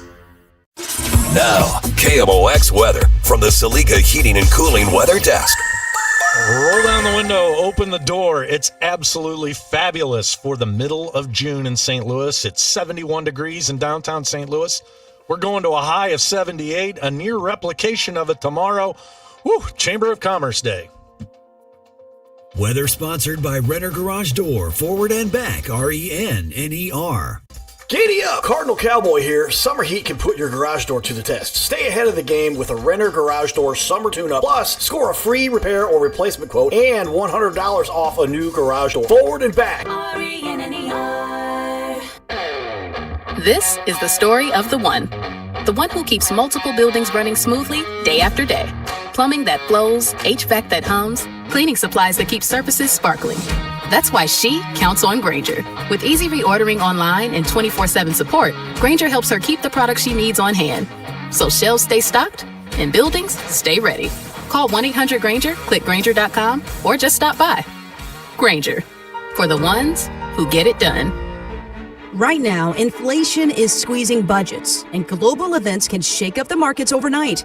If you're close to retirement, you don't get unlimited do-overs, so this is not the time to just hope it works out. That's why Steve Auld and the team at the All Financial Group are hosting an upcoming educational seminar called Retirement Simplified, June 16th at the All Financial Group office. You'll learn how rising costs could drain your spending power, how political and economic headlines may impact your returns, and whether your retirement strategy is truly stress-tested for today's economy. This event is complimentary, and you must reserve your seat today. 636-230-8824. You can also get more details online at yourmoneymattersstl.com. Investment advisory products and services made available through Impact Partnership Wealth, LLC, IPW, or Registered Investment Advisor. Neither the firm nor its agents or representatives may give tax or legal advice. Individuals should consult with a qualified professional for guidance before making any purchasing decisions. The All Financial Group is not affiliated with nor endorsed by the U.S. government or any other government agency. You know, here in St. Louis, word of mouth still matters, and I'm pretty careful about who I recommend, especially when it comes to something as personal as estate planning. I'm Tom Ackerman. My family has been working with the Lederman Law Firm for over 20 years now, and the reason is simple. They don't just create documents and send you on your way. They help make sure your plan works. Because let's be honest, life changes. Family needs and circumstances change. Laws change. But most estate plans don't change over time as needs, circumstances, and laws change. They're outdated, sitting in a drawer. People assume they're fine, and their plan will work when they need it to work. At the Lederman Law Firm, it's not a one-time transaction. It's an ongoing process. They build a plan to protect your family and your assets, and then for a fixed annual fee, they help keep it up to date as both your life and assets change. Check out the Lederman Law Firm at LedermanLaw.com or give them a call at 314-514-9100. The choice of a lawyer is an important decision and should not be based solely on advertisements. I'm Ultima Morgan. Morgan & Morgan isn't just an injury firm. It's our family's life work. It's my husband, it's my sons, it's me. When we take a case, we see a family just like ours.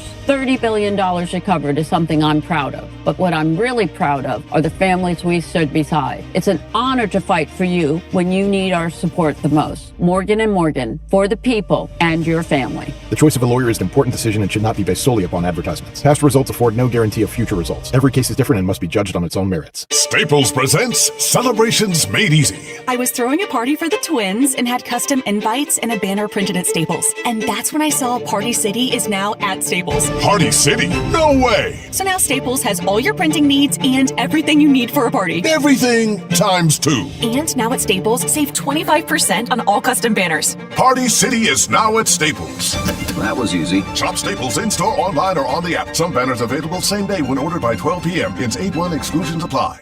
Get inside your Redbirds in the 2026 season every Tuesday at noon. It's All Access with Cardinals manager Ollie Marmol on your voice of the Cardinals, KMOX. The pitch. He swings and drives it to center field. Buxton back. He's waiting, makes the catch while stepping onto the warning track, and this game has come to an end. The Twins rallied for 2 in the 7th, 1 in the 8th, and beat the Cardinals 5-4.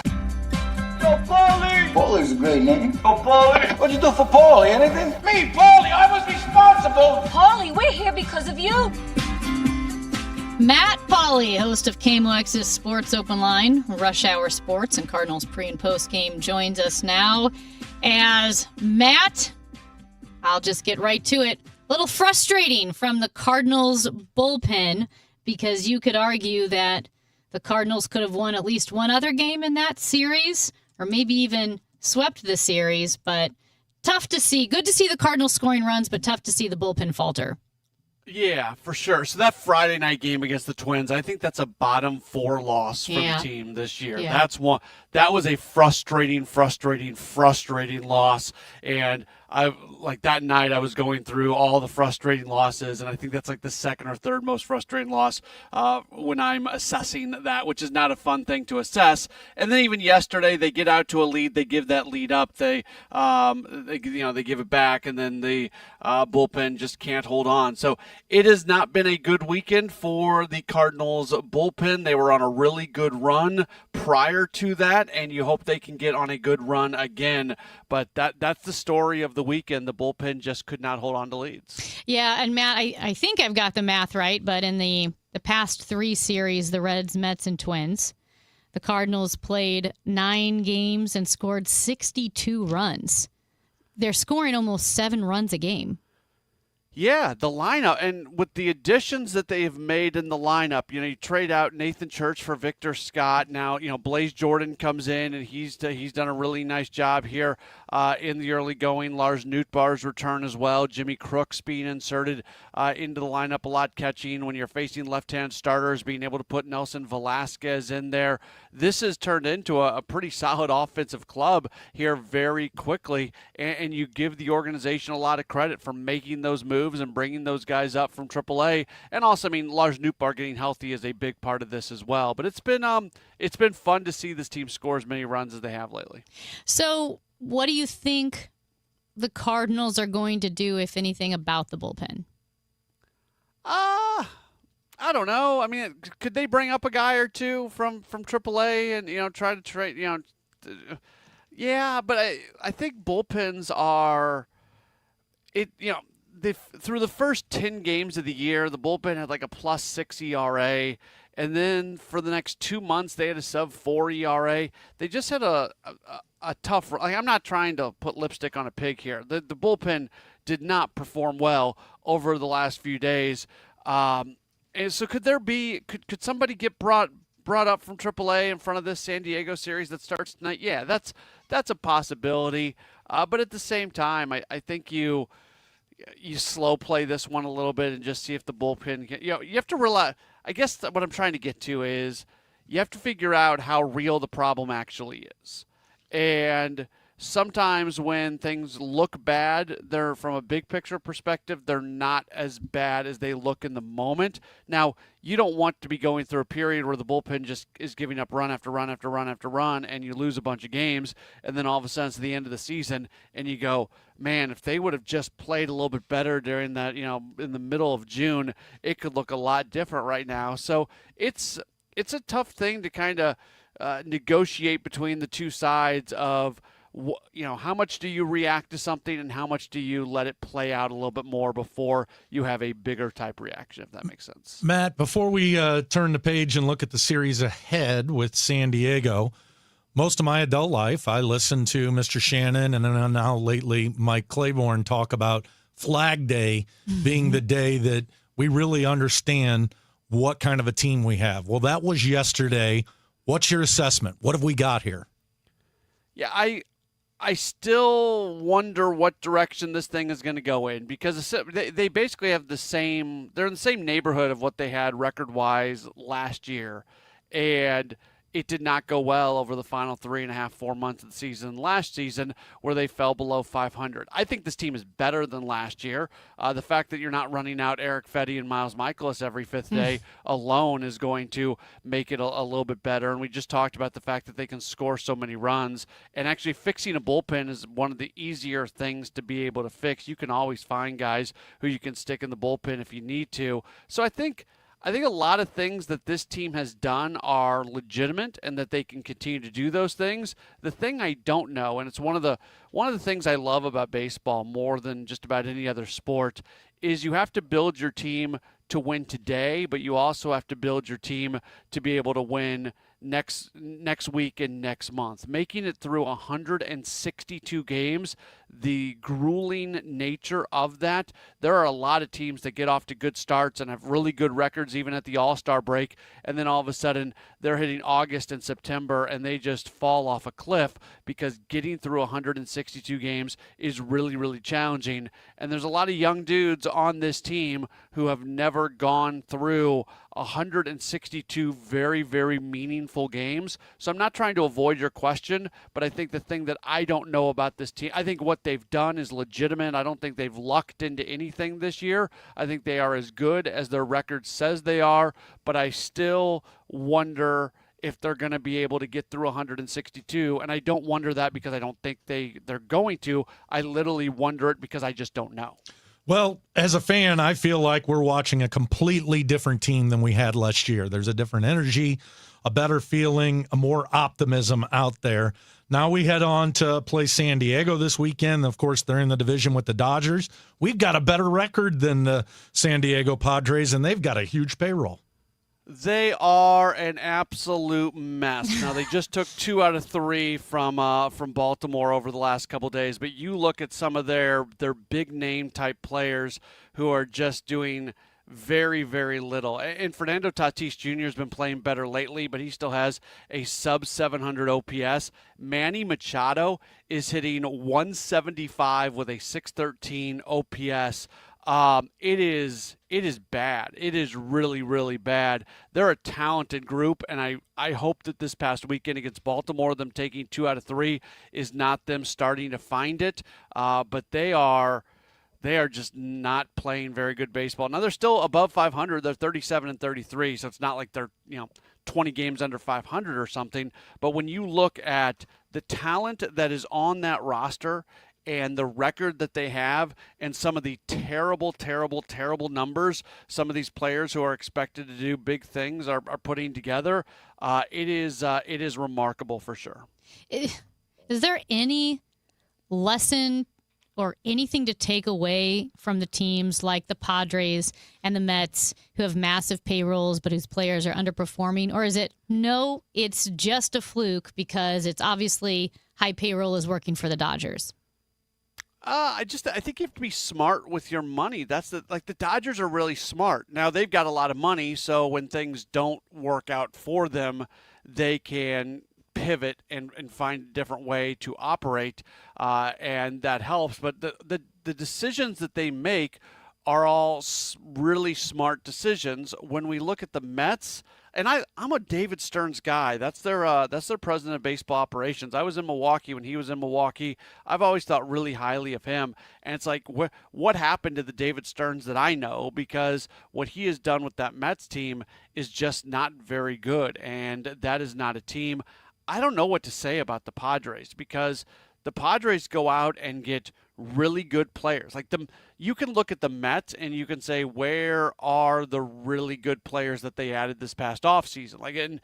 They have really good players. They have Juan Soto. They have Francisco Lindor. They have those guys. But specifically, as they were building the team for this year and adding players for this year, where are those guys? When it comes to the Padres, this is still an organization that goes out and targets really high-level players. Who would have this sounds weird, but I have a hard time blaming the Padres for Manny Machado being a 175 hitter. I don't know where that came from. It's really, really odd. So I don't know. I have a hard time being super critical of the Padres. I don't understand what has happened and why they are playing the way they are this year. Hey, Matt, a quick jump over to the NHL before we let you go, because the NHL, the season 2025-26 season has finally ended. It is a long season, and the Carolina Hurricanes defeated the Vegas Golden Knights to win their second Stanley Cup championship 20 years after they won it back in 2006. Rod Brind'Amour was on that team with the Carolina Hurricanes, lifting the cup as a player last night. Coach Rod Brind'Amour of the Hurricanes lifted the cup, and it was fun to see, and that Carolina Hurricanes team is good. They're really good. And going in, I thought Vegas was going to win that series. And, not only does Vegas lose, they lose on their home ice and they get shut out in a decisive game last night. You appreciate Carolina for what they've been able to do. Like you said, that's a really good team. I was talking to my wife about this. She's a big hockey fan, and she thinks Vegas really kind of they topped out with that series win against the Avalanche. That was almost their Stanley Cup, and then they were never able to fully regroup against Carolina. But yeah, that was a fun series, and the amazing, we're going to be talking about training camp getting underway for the Blues in like an instant. The off season is very short, and here later on this summer, all of a sudden guys are going to start getting ready to report, and before you know it, it's going to be hockey season once again. I know, it's such a long season. All right, Matt Pauley, you have the pregame show tonight? I do. 5:50. First pitch, 6:45. You doing a little Redbird rush hour to lead up to that pregame? Yeah, we got, 45 minutes of Redbird Rush Hour, Kevin Wheeler and myself, and then we'll jump into Cardinals. And I guess Bernie will be – it's Monday, so Bernie will be on as well. We've got the three amigos tonight with Bernie, Kevin, and myself from 5 to about 5:45. Awesome, and we've got to remind people that this Padres series is very special because Wednesday is Chris and Amy Day at the ballpark. That's right. And we'll be broadcasting live from Busch Stadium near Gate 1. We'll also be bartending at the Mississippi Yacht Club pop-up bar, and want to remind fans that you can get special $15 tickets for the Chris and Amy show. Just Cardinals.com/Chris and Amy.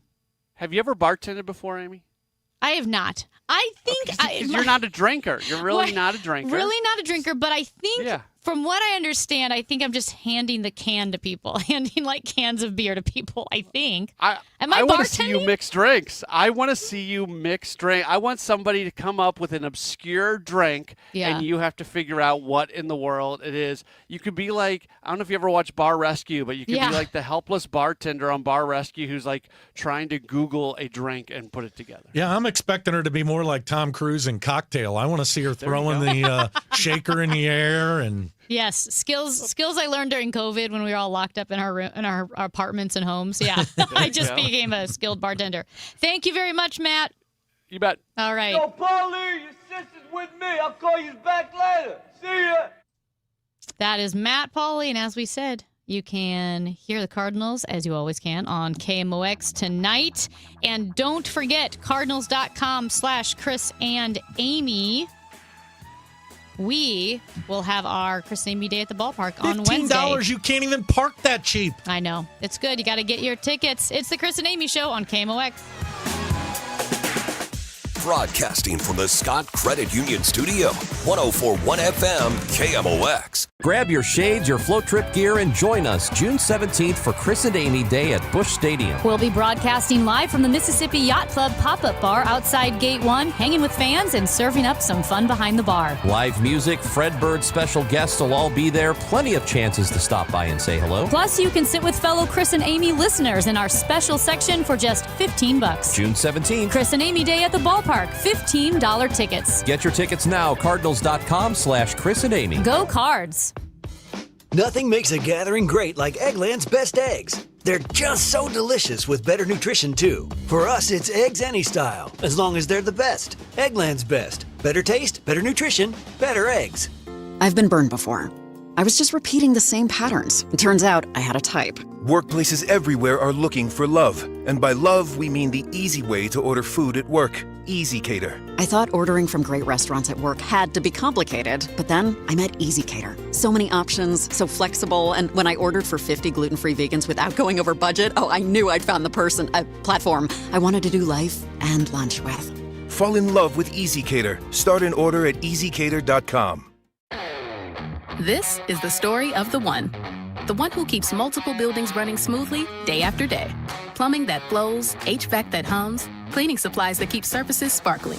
That's why she counts on Grainger. With easy reordering online and 24/7 support, Grainger helps her keep the products she needs on hand. So shelves stay stocked and buildings stay ready. Call 1-800-GRAINGER, click Grainger.com, or just stop by. Grainger, for the ones who get it done.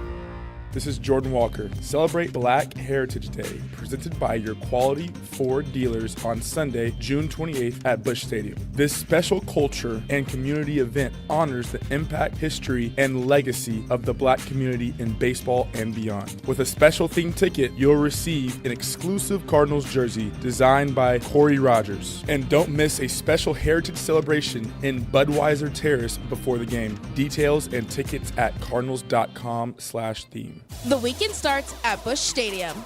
Grab your crew and kick it off at Friday Night Live. Every Friday night home game, Budweiser Terrace turns into the hottest happy hour in the Lou.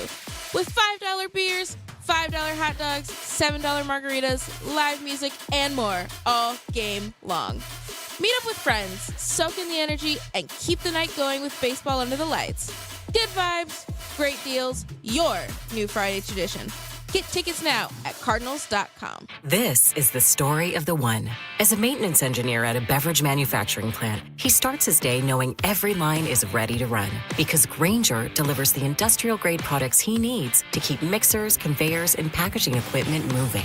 With Grainger's vast selection of bearings, belts, and motors, he keeps operations running smoothly, so nothing grinds to a halt. Call 1-800-GRAINGER, click Grainger.com, or just stop by. Grainger, for the ones who get it done.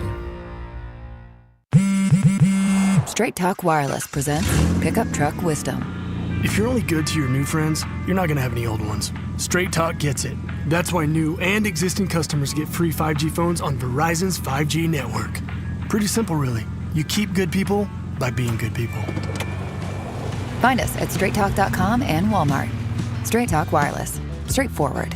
Always. Taxes and fees apply. Plan purchase required for free phone offers. Copyright 2026 Verizon.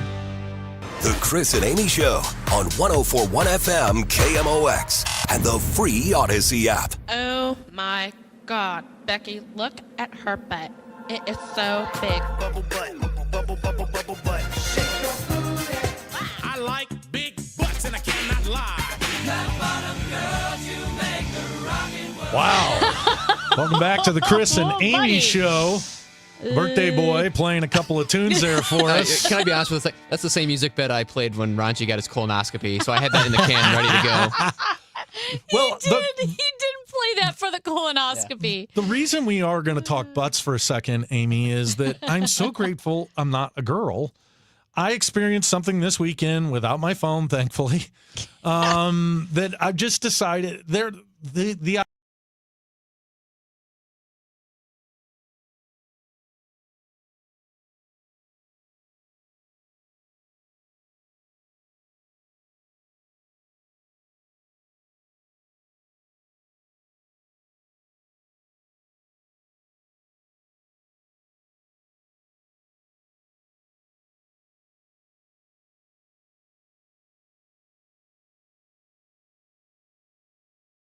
and stuff, I just noticed that the thong is what is in right now for swimsuits. Okay, so this is actually a legit. I just noticed it. This is actually a legit issue because it is difficult to find a swimsuit that's not just like very revealing on the bottom half. Like you said, it could even be like long sleeves on the top, yes, right, for the sun, and the bottom half is very revealing.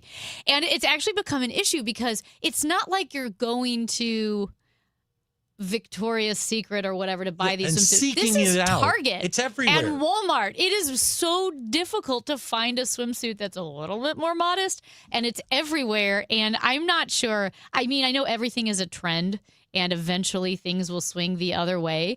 But I know of like moms who have talked about this issue because there are, there's everybody like hung out with friends at the pool or you had high school parties, but suddenly like these thong swimsuits are the only option out there.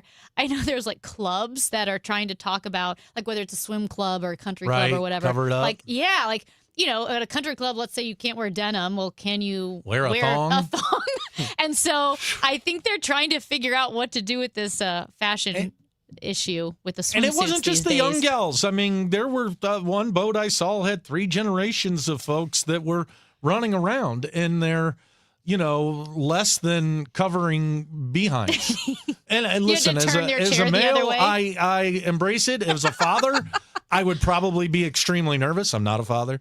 But I would probably be extremely nervous. And if I ever were to go into a movie, where I got swapped into a girl's body, I don't know what I would do. Yeah. Because I sat down in my little swimsuit. Are you? You're not in a Speedo. No, just a regular swimsuit. Okay. And as my legs, how when it pulls up 2 inches, you could see the white that was even whiter than the normal white that is me. Yeah. And I'm just like, gosh, if I was a girl, what I would be walking around in these days, I could not do it. Yeah. So sympathy to the women. And gratefulness, too. Yes. Well, I know I just have this is not really the style of the swimsuit. This is just, I have a regular swimsuit. But because I run, you get tan lines from your running shorts. Uh-huh. And so even if I wear like a Mennonite swimsuit, like a very modest swimsuit, because of the tan lines from my running shorts, it looks like a walking indecent exposure violation. Really? Because the skin's so white that it looks like you're looking at something that you shouldn't be. Right. But so it's the tan lines I think make things look more offensive too. Yeah. Tan lines can do that. Maybe same topic or not, but you can always tell golfers because golfers wear golf shoes. Yes. And then all of a sudden you'll see them at the pool and their they've got these feet. nice brown legs and these feet that just look like, what happened to you? But doesn't that feel like indecent? You're like, Yes, oh my gosh. what the world? Ugh. Put those away. Put those away. That's Michael Kelly. I'm Amy Mark Scores. When we come back, Andrew Egger, White House correspondent and co-author of the Morning Shots newsletter for The Bulwark. Experience the fierce passion and forbidden love of Romeo and Juliet at Opera Theater of St. Louis. This summer, let the world's most famous love stories sweep you off your feet with epic romance, drama, and heartbreak. See Shakespeare's masterpiece brought to life on stage with a lush score that will stir your soul. Performances run from June 13th through 27th. Tickets start at just $25. Secure your seats today at experienceopera.org for a magical summer night. The wait is over. The new Omaha Steak store is now open in Baldwin at 15305 Manchester Road in Central Plaza. Shop now for 50% off store-wide and enjoy delicious doorbuster deals starting at just $19.99. For more than 100 years, Omaha Steaks has delivered the world's best steak experience. From extra-aged USDA-certified tender steaks to pure ground burgers, air-chilled chicken, premium pork, and so much more. Every bite is handcrafted by master butchers and backed by their 100% satisfaction guarantee. Stop by the new Omaha Steak store in Baldwin today to discover the Omaha Steaks difference. America is turning 250 this year, and Circa Sports is celebrating by offering all users in Missouri $250. For everyone in Missouri, all you have to do is deposit $250 on your Circa Sports app. Then play through that deposit. Once you do, Circa Sports will reward you with $250 right in your account. This is available for everyone in Missouri, new and existing users. Celebrate 250 years and find out more at circasports.com today. Must be 21 or older and in Missouri. Gambling problem? Call 1-800-GAMBLER. Treat Dad this Father's Day with great gifts from Menards. From levels, nailers, and drills to complete any project, to tool chests, recliners, and grills. We've got the perfect gifts to make this Father's Day one to remember. Stop by your local Menards today and save big money on gifts for Dad. Plus, check out our weekly flyer on menards.com for all the great deals happening now. Save big money at Menards. I'm Piera Palazzolo, VP of Digital Marketing for the American Management Association, a company focused on the management training skills needed to enhance the careers of business professionals. We did our research when it came to the best companies for website development and chose AmericanEagle.com. And we couldn't be happier. AmericanEagle.com worked closely with us to understand the front and back end requirements needed to launch an e-commerce website that could handle the complexities of running thousands of seminars nationwide. Our robust new website and improved SEO saw immediate increases in site traffic and web revenue. If you're in need of managerial effectiveness and success, visit our website at Amanet.org. If you're in need of a website that provides an unparalleled consumer experience, I highly recommend AmericanEagle.com. Transform your business today. Dial 877-WebNow1 for a free digital consultation with AmericanEagle.com.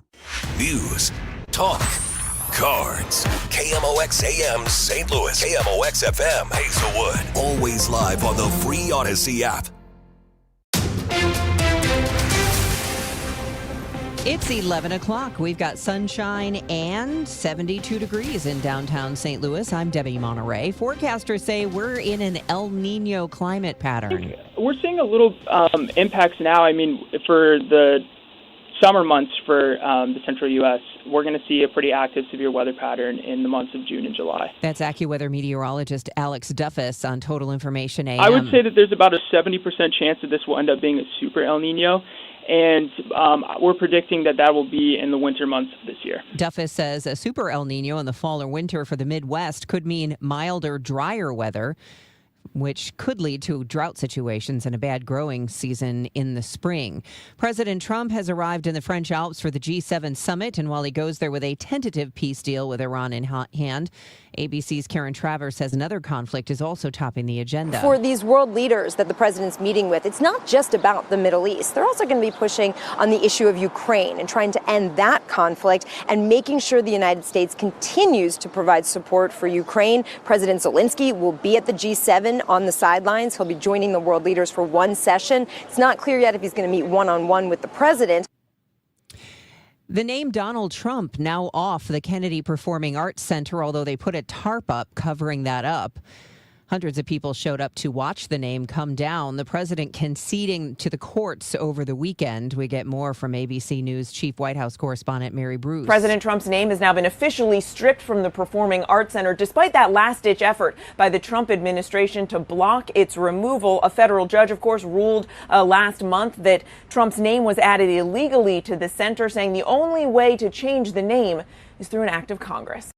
An Alton man sentenced to 10 years in prison, 19-year-old Daniel Colin, pleaded guilty Friday to aggravated discharge of a firearm in connection with a shooting toward an Alton school bus on February 26th. Police say another suspect fired multiple shots toward a student who fled the bus. No one was struck by the gunfire. The bus also not hit. A driver of an SUV blew through a stop sign intersection Saturday night and T-boned an East St. Louis police officer who was in a fully marked squad car. The accident happened just after 11 p.m. Both the SUV driver and the officer were hospitalized.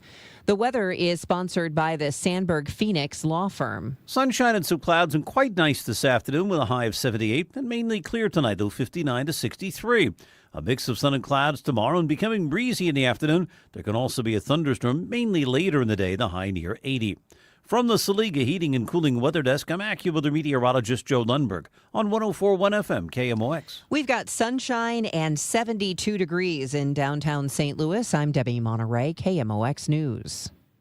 At Sandberg Phoenix, we're more than just a law firm. We're partners committed to you, your business, and your community. From family law to litigation, we're ready to serve. Visit SandbergPhoenix.com. The choice of a lawyer is an important decision and should not be based solely on advertising. The Chris and Amy Show is video streaming now on KMOX's YouTube, X, and Facebook pages. Click and subscribe.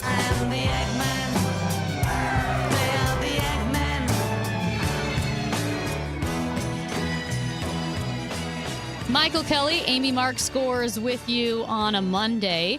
And joining us now is White House correspondent and co-author of the Morning Shots newsletter for The Bulwark, and that is Andrew Egger. Andrew, thanks for joining us today. Hey, guys. Thanks for having me. How you doing?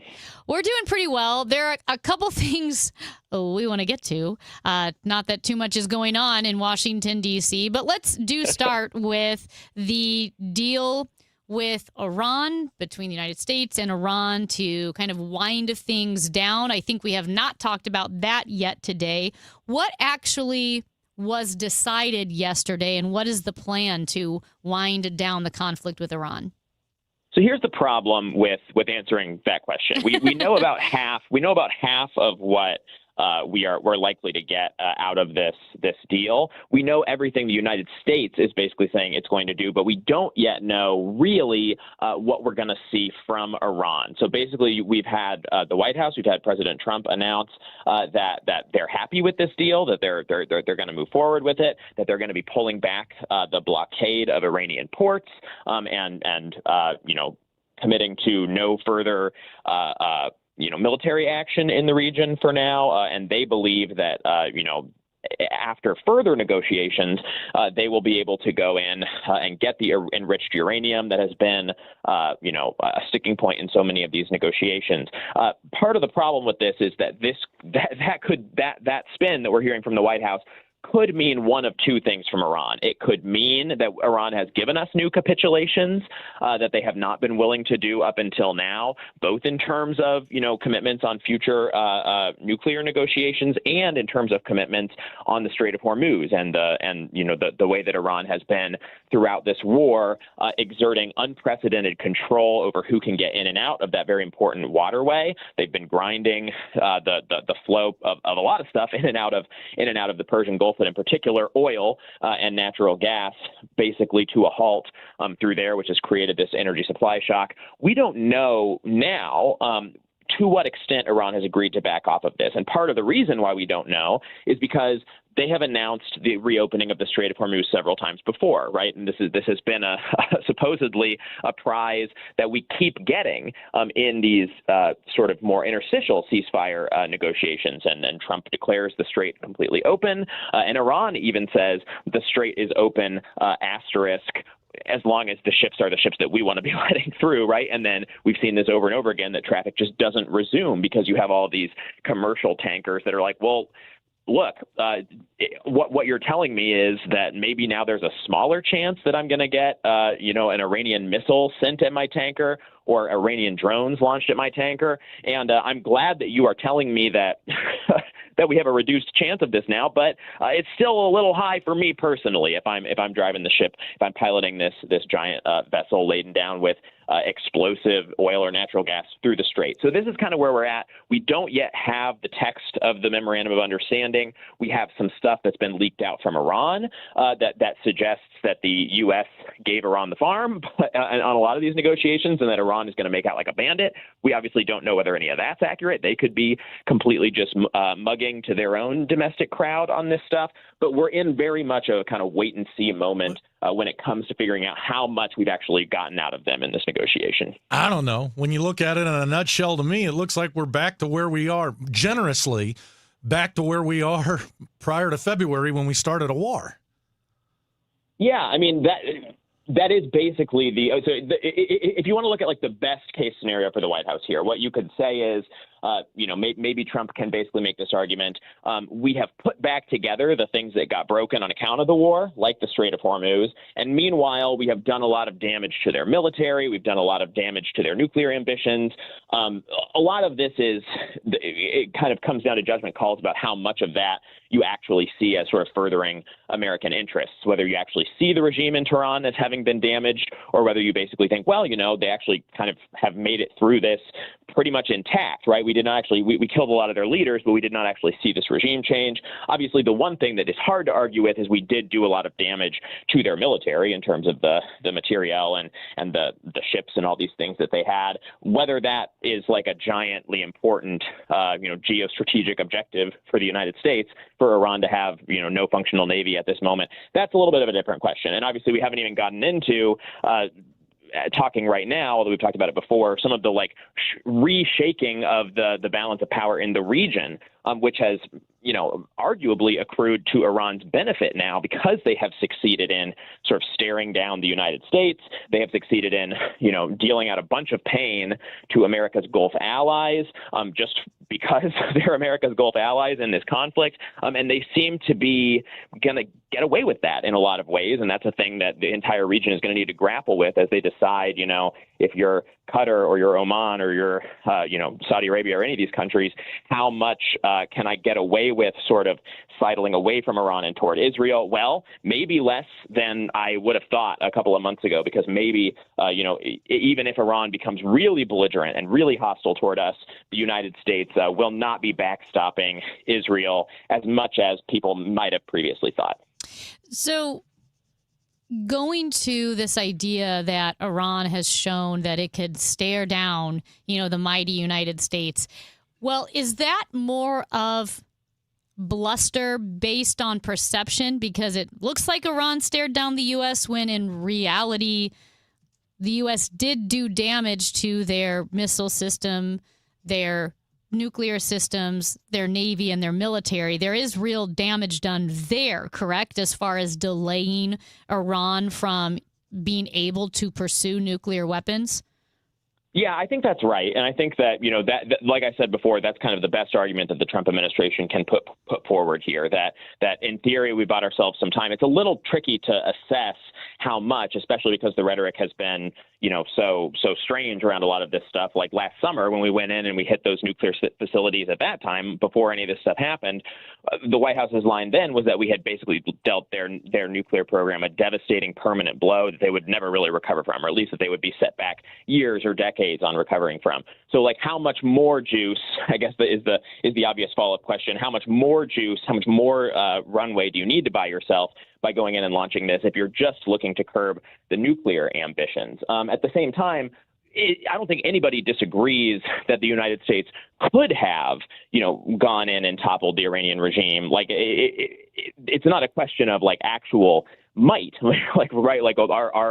we won basically every military, objective that we wanted to win, and everyone that could be purely achieved by aerial bombardment, we got. Like that wasn't the problem. The problem is, and I think, or maybe not the problem, but just the thing that Iran correctly perceived would be that it would be a bridge too far for the United States, and particularly for President Trump, who had not really sought buy-in on this war from the American people, from Congress, anything like this. They, I think, correctly perceived that he would view further escalation in the form of boots on the ground and actual military invasion that they could not defend themselves from as a bridge too far for him politically. That because Trump probably correctly perceived that he would not have the support of the American people in doing that, Iran was basically betting they wouldn't go that far and that they could kind of just tunnel under and survive anything up to that point. And that appears to be the gamble that seems to be, again, we don't have all the text yet. It is possible we've gotten some capitulations from Iran that we don't know about. And if so, I hope so. And if so, we'll talk about it next week.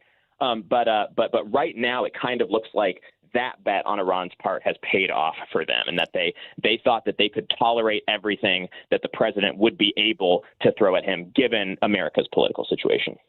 We're also seeing this morning President Trump expressing his frustration with Benjamin Netanyahu and Israel's action.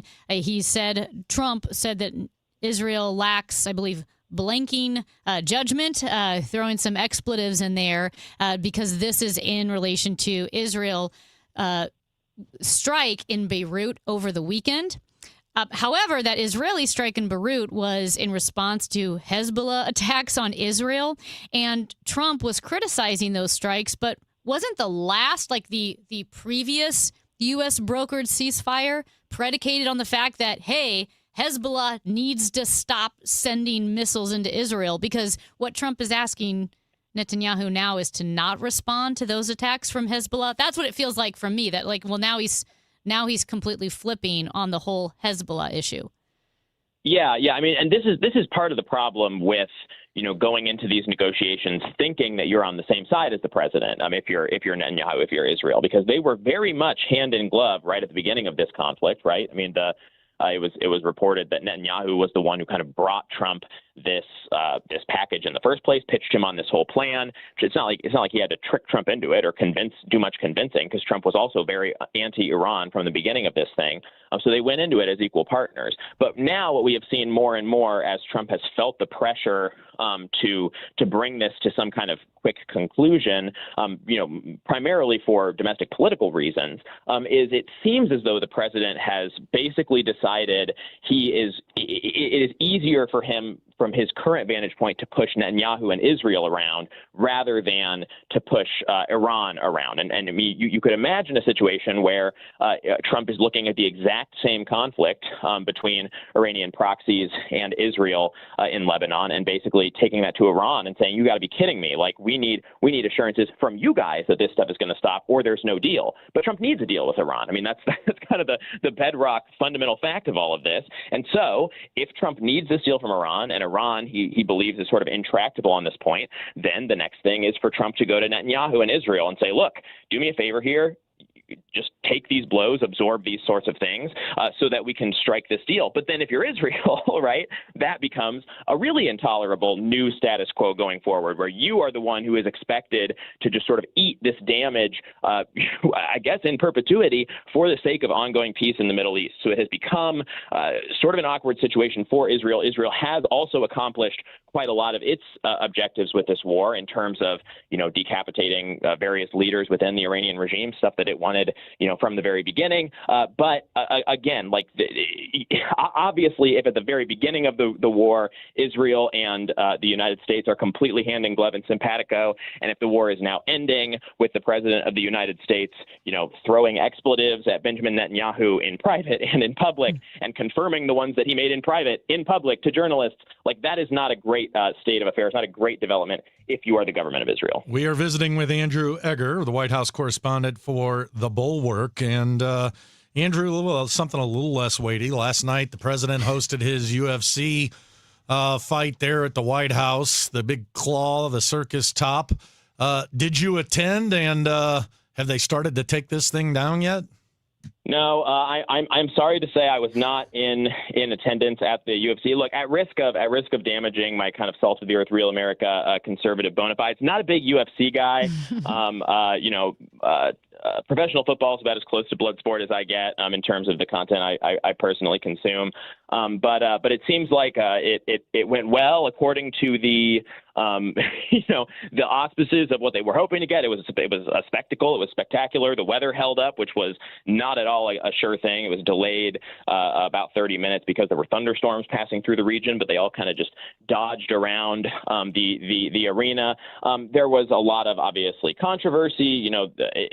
You could kind of pick what kind of controversy you like.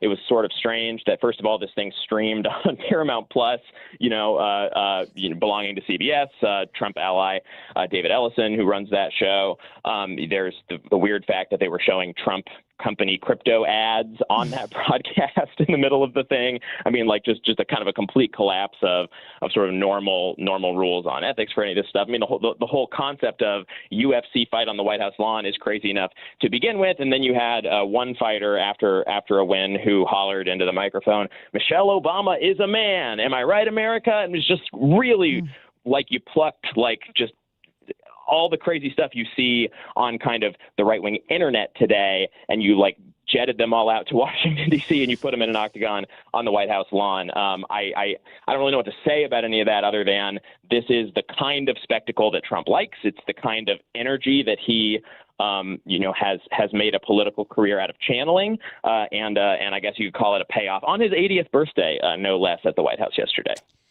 Yep, it was a spectacle, all right. It was something. Andrew Egger, White House correspondent and co-author of the Morning Shots newsletter for The Bulwark. Thank you for joining us, as always.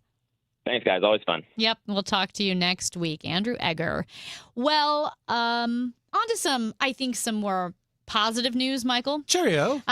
Yes. By golly, he's got it. Oh, do you? Saw this video of a British guy who has been living in the U.S. for a bit.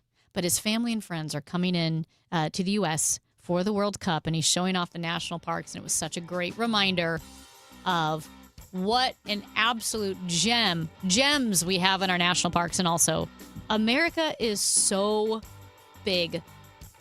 Holy cow, it's big. Huge. Anyway, huge. That's next on the Chris and Amy Show. Hey guys, Kevin Wheeler here. I want to tell you about Burn Balance Complex, which is available at supplement superstores. And look, I've been using Burn Balance Complex since the week that it was released, and you notice the benefits really soon after you get started. Look, what Burn Balance Complex is a complete metabolism system. It is not just a fat burner. It works with your body, not against you, right? It's not bringing a lot of the negativity that other supplements bring. It's nothing but the good stuff. It's a natural weight loss option for people that just don't want prescriptions or injections.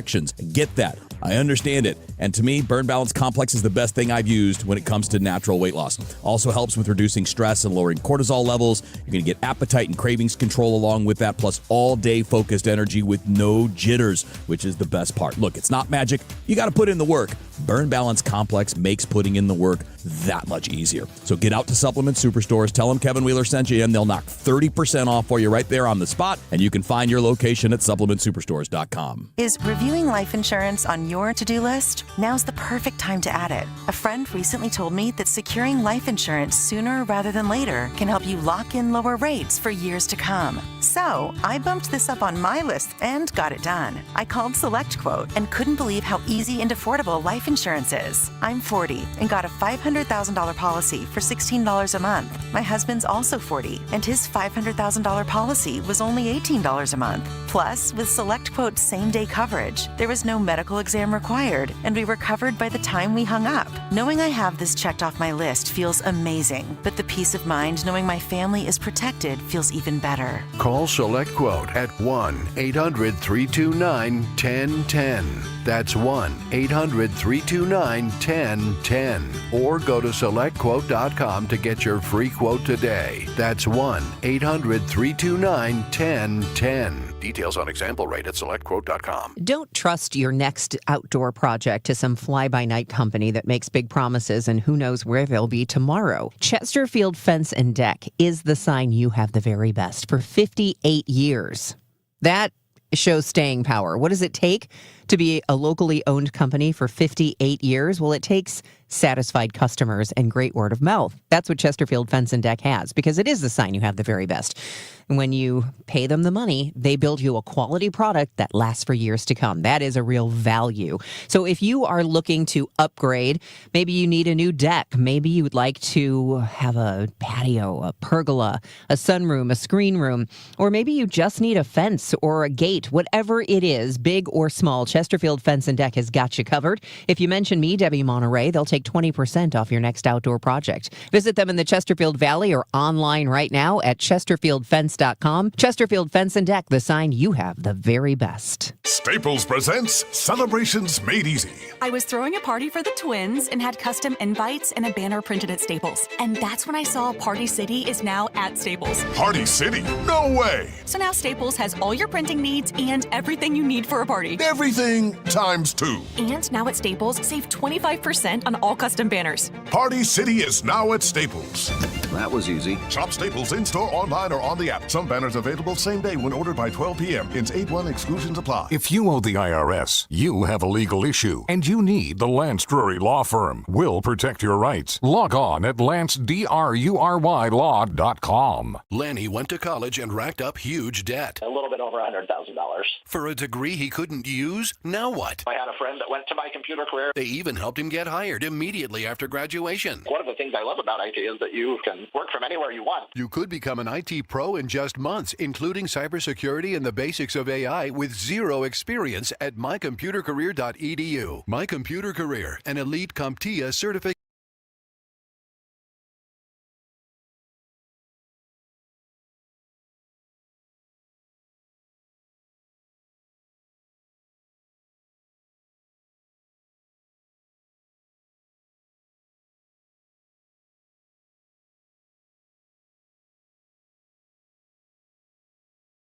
Just head to ZipRecruiter.com/free right now to try it for free. That's ZipRecruiter.com/free. Need your match on ZipRecruiter. Try it free. One city, one voice. KMOX, the voice of St. Louis.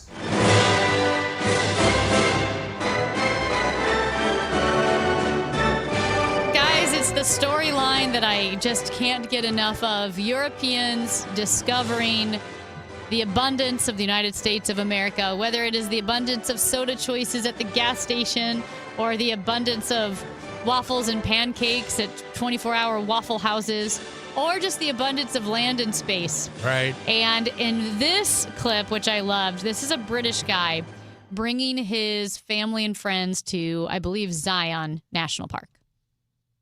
America, we need to talk. We need to talk about how beautiful and amazing your national parks are. Today, we're in Zion, showing my brother around as he's visiting America. But I don't think people realize how big, large, wild, full of wildlife, full of animals that America is. There is nothing quite like American national parks and state parks. It's just incredible. absolutely incredible. There really is, like no other.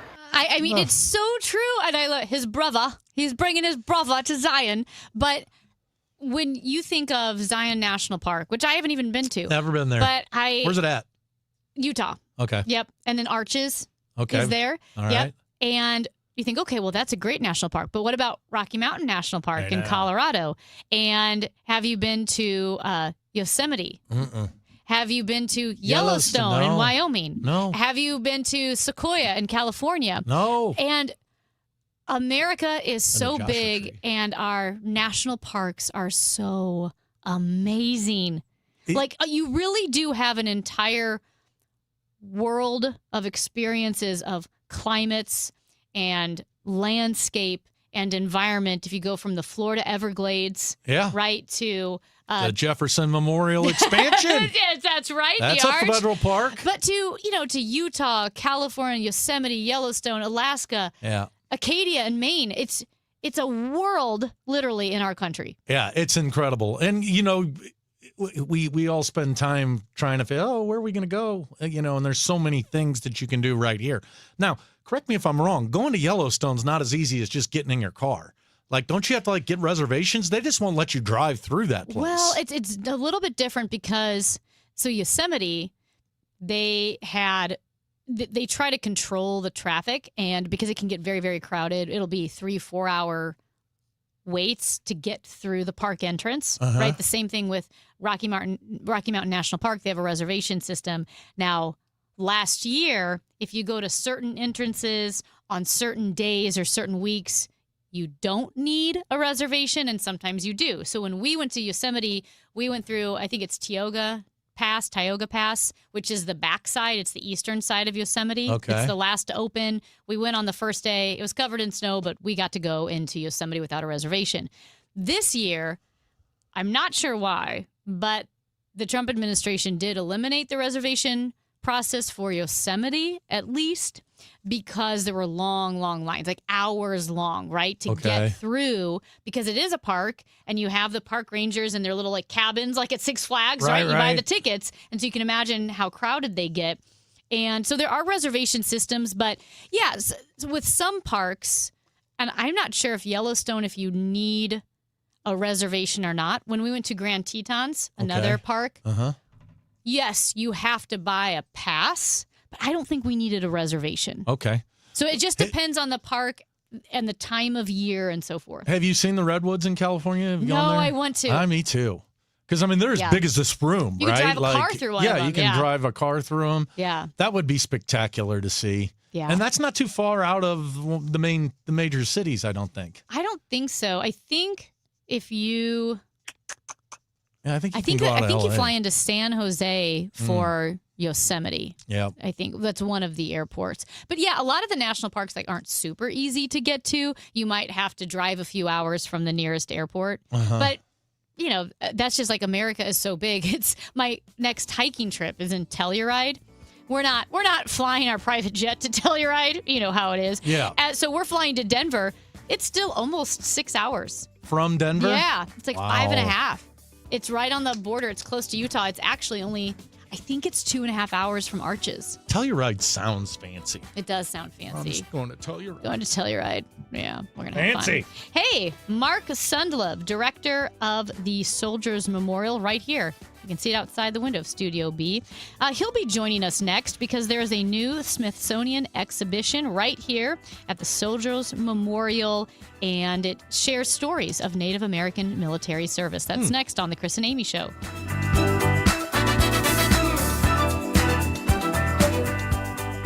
The Chris and Amy Show on 104.1 FM KMOX, sponsored by Community America Credit Union in Des Peres. Invested in STL. Invested in you. Now open. Around baseball, they're talking about St. Louis, a youth movement that's not waiting for the future. Names like Walker, Wynn, and Weatherholt aren't projections anymore. They're the conversation right now. And in a city where expectations never change, the conversation gets louder. Join the conversation. The Gas House Gang. Weekdays at noon. This is Cardinals talk that doesn't flinch. Now, KMOX weather from the Saliga Heating and Cooling Weather Desk. It is 73 degrees in downtown St. Louis. Today is the day to sneak out of the office, go play a little golf, go walk in the park, because it's only going to be a high of 78. The humidity's going to stay low. It's supposed to be like this again tomorrow, but there is a chance of rain. Boy, oh boy, live it up, St. Louis. It's time for a $98 AC tune-up. Honey, I found the one. Oh, I thought I was the one. Oh, you are, but this one's certified, background check, shows up on time, and can install all the ceiling fans. Heating, cooling, electrical, and plumbing. Trusted pros who do it right. This summer, there's no better place to catch Team USA in the FIFA World Cup 26 than the Beer Garden at Anheuser-Busch. We hosted KMOX listeners there last week, and trust us, the atmosphere is incredible. Huge screens, great seats everywhere, ice-cold beer, $15 Michelob Ultra pitchers, $20 Ultra buckets, $5 Ultra drafts, and collectible FIFA cups while supplies last. Bring your crew, cheer on Team USA at the Beer Garden. Visit BudweiserTours.com for details. What if you could better understand your risk for chronic disease and cancer before symptoms ever begin? With your disease risk from Siteman Cancer Center, you can take a quick, evidence-based assessment that looks at factors like family history, lifestyle, and everyday habits to provide personalized insights about your health. Your health story is shaped by more than genetics. Nutrition, physical activity, sleep, tobacco use, and routine screenings all play an important role in your future well-being. Knowing how these factors work together can help you make informed decisions and take action earlier. When it comes to prevention, knowledge is powerful. In just a few minutes, your disease risk can help you better understand your health risks and provide practical guidance to support a healthier future. Take the first step today. Prevention begins with awareness. Visit siteman.washu.edu/YDR. That's siteman.washu.edu/YDR. My house has a new glow. I love my windows. Universal Windows Direct. Hey guys, it's Glover. Right now, buy 4 windows and get 4 free and 48 months with 0% interest, same as cash. Call 314-334-2522. Like me, you'll be saying, I love my windows. I love my windows. They've got that brand new home effect. Universal Windows Direct. When it comes to selling your home, the agent you choose matters more than anything. This is Debbie Monterey, and I'm with my friend and trusted realtor, Gloria Liu, your home sold guaranteed realty. Gloria, what should sellers really be looking for in an agent? Thank you. You're going to select a realtor with a proven system, someone who knows how to price your home right, create strong demand, negotiate for top dollar, and guarantee results. I see it all the time. Last year, hundreds of homes in St. Louis came off the market unsold and needed multiple price reductions. That's what happens when the right strategy isn't in place. I do things differently. My focus is to help you sell for the most money possible, not just to list your home and hope it sells. Plus, I even guarantee to sell your home for 100% market value, or I'll pay you the difference. Make sure you choose the right agent the first time. Call Gloria Liu, 314-325-6888, or visit GloriaHasTheBuyers.com. That's GloriaHasTheBuyers.com. Gloria and seller must agree on price and possession date. Today, The Cards, the Padres, Ameren Total Access 550. First pitch 6:45. Cardinals Radio, 104.1 FM, KMOX.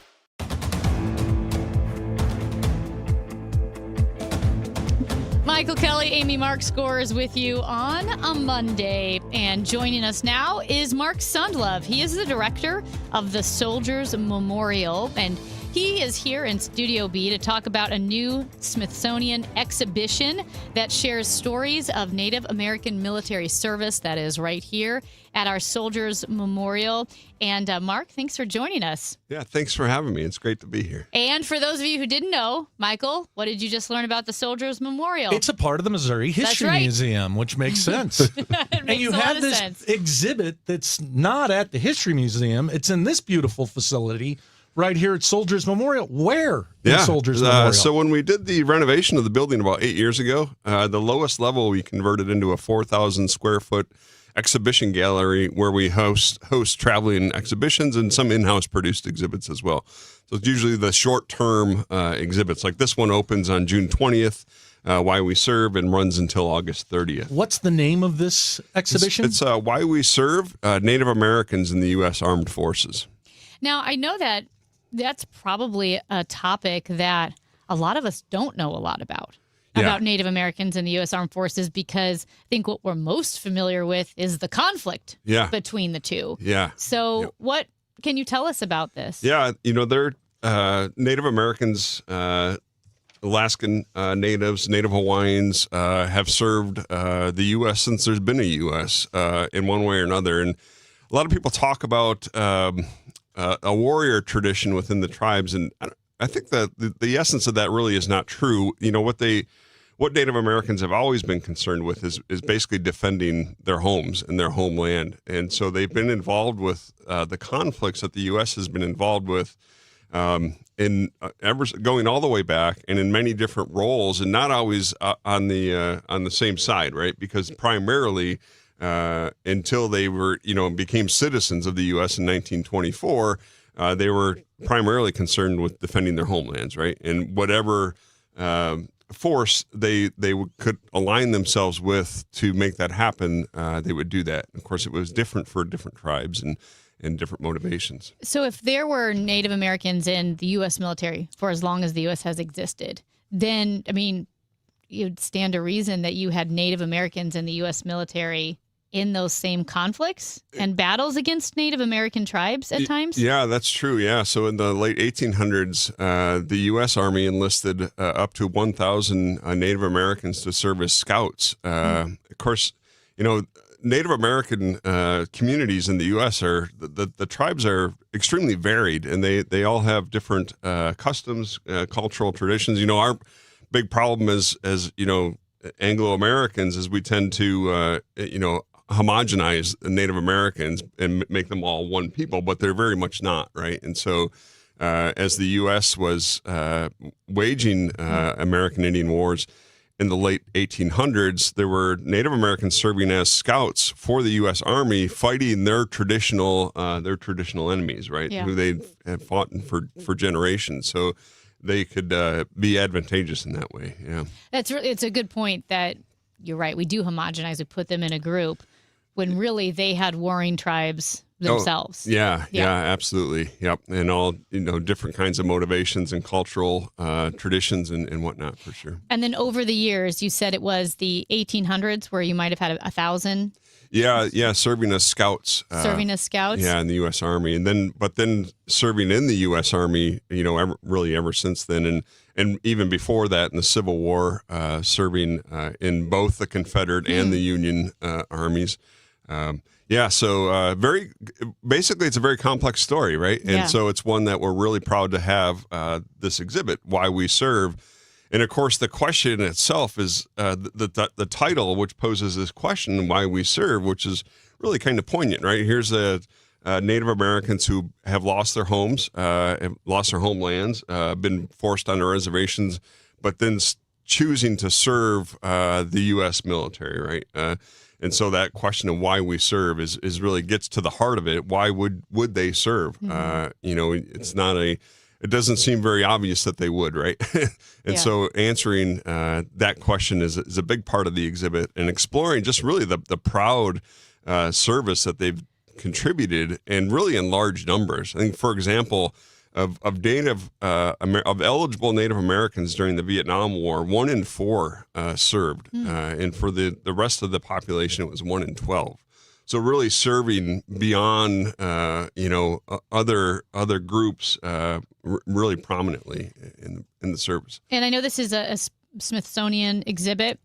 Is there a specific local tie to this exhibit that's here at the Soldiers Memorial? There's not in the exhibit, but we're telling stories in different places. We produced a video about an individual, Adam West Driver, who was a young man from Cherokee, North Carolina, moved up to St. Louis in the 1930s during the Depression, put himself through a technical college, and then got work here in St. Louis, got married, and then was served, drafted into the U.S. Army for World War II, and tragically went to the Pacific and lost his life on Iwo Jima. So we're finding those local stories and sharing them in ways outside of the exhibit during this time. Yeah. What's it cost to come see this exhibit? It's always free. Yeah, Soldiers Memorial is always free. We're open Wednesday through Sunday, 10 to 5.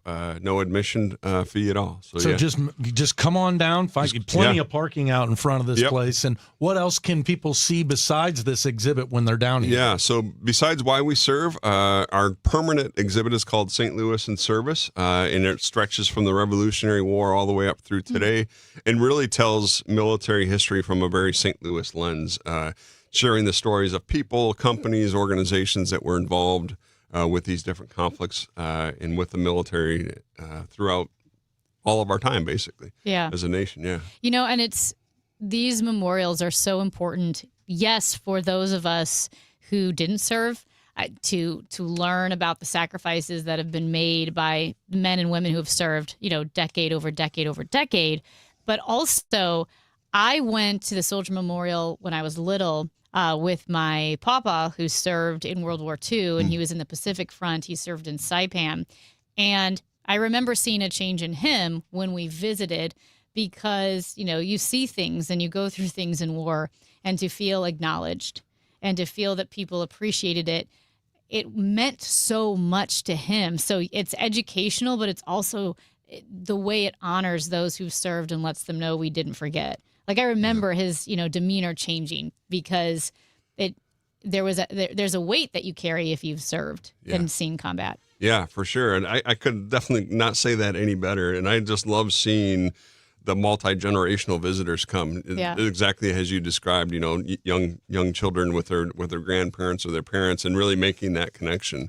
And interestingly, the percentage of the population in the U.S. that has any military connection has really been diminishing quite steadily for quite a while.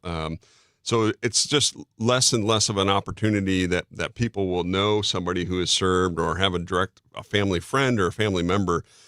So visiting Soldiers Memorial, for those who don't have that military connection, and getting one there is an excellent opportunity. And we don't, the exhibits really don't get into a lot of the generals and the troop movements and all that. It's really sharing the stories of the individuals, the St. Louisans who went and served. Yeah.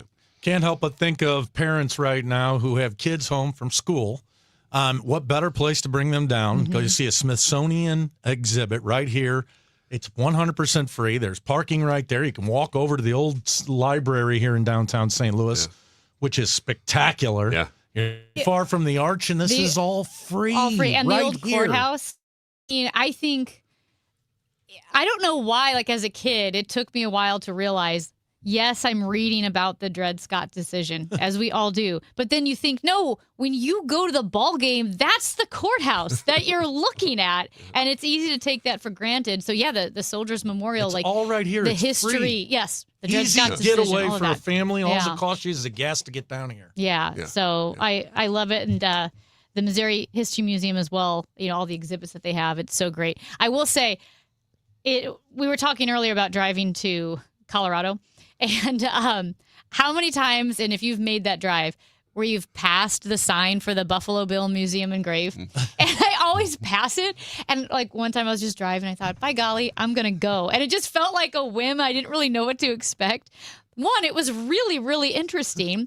But two, as the Buffalo Bill shows and kind of controversial because there were Native Americans in the shows, and were they leaning too much into the stereotype? And it actually was a very nuanced museum about like how complicated that whole story was. That it made me think of that with the Native Americans in the military. But it's a much more nuanced and complicated story. Yeah, for sure. And I think that's what all of us historians would tell you is that one is you're surrounded by incredible stories and so many amazing stories about St. Louis. And that's been a big effort of the Historical Society, is to make sure that try to connect St. Louisans to more of their history and to learn these stories that are both fascinating, but then also draw you more into your own community, right? And, yeah. All these amazing things in downtown St. Louis that a lot of folks take for granted or just aren't aware of. And you got a website? We do, mohistory.org/memorial. So you can plan your travels there, and there's information on our hours. Again, it's Wednesday through Sunday, 10 to 5. Always free. We And, appreciate you commuting all the way over here to talk to us about this. It's important that you Stone's did throw. that. Yeah. Stone's throw. Mark Sundlove, director of the Soldiers Memorial. We appreciate it. Yeah, I appreciate you. Thank you so much. That's Michael Kelly. I'm Amy Mark. Scores a few more minutes on the Chris and Amy Show on KMOX. Broadcasting from the Scott Credit Union Studio, 104.1 FM KMOX.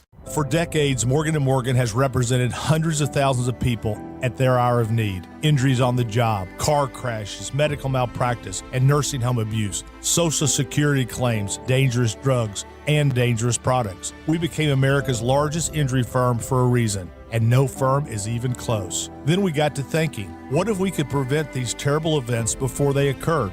So we built the AI-powered People Protector. Simply visit peopleprotector.com and type in the product you have questions about before you buy it. Children's toys and accessories, cars, drugs, products, you name it, we got it. With our success, we decided to pay it forward for all of America. Our way of saying thank you for your trust all these years. Morgan & Morgan, protecting America. And if you've already been injured, just visit us at forthepeople.com.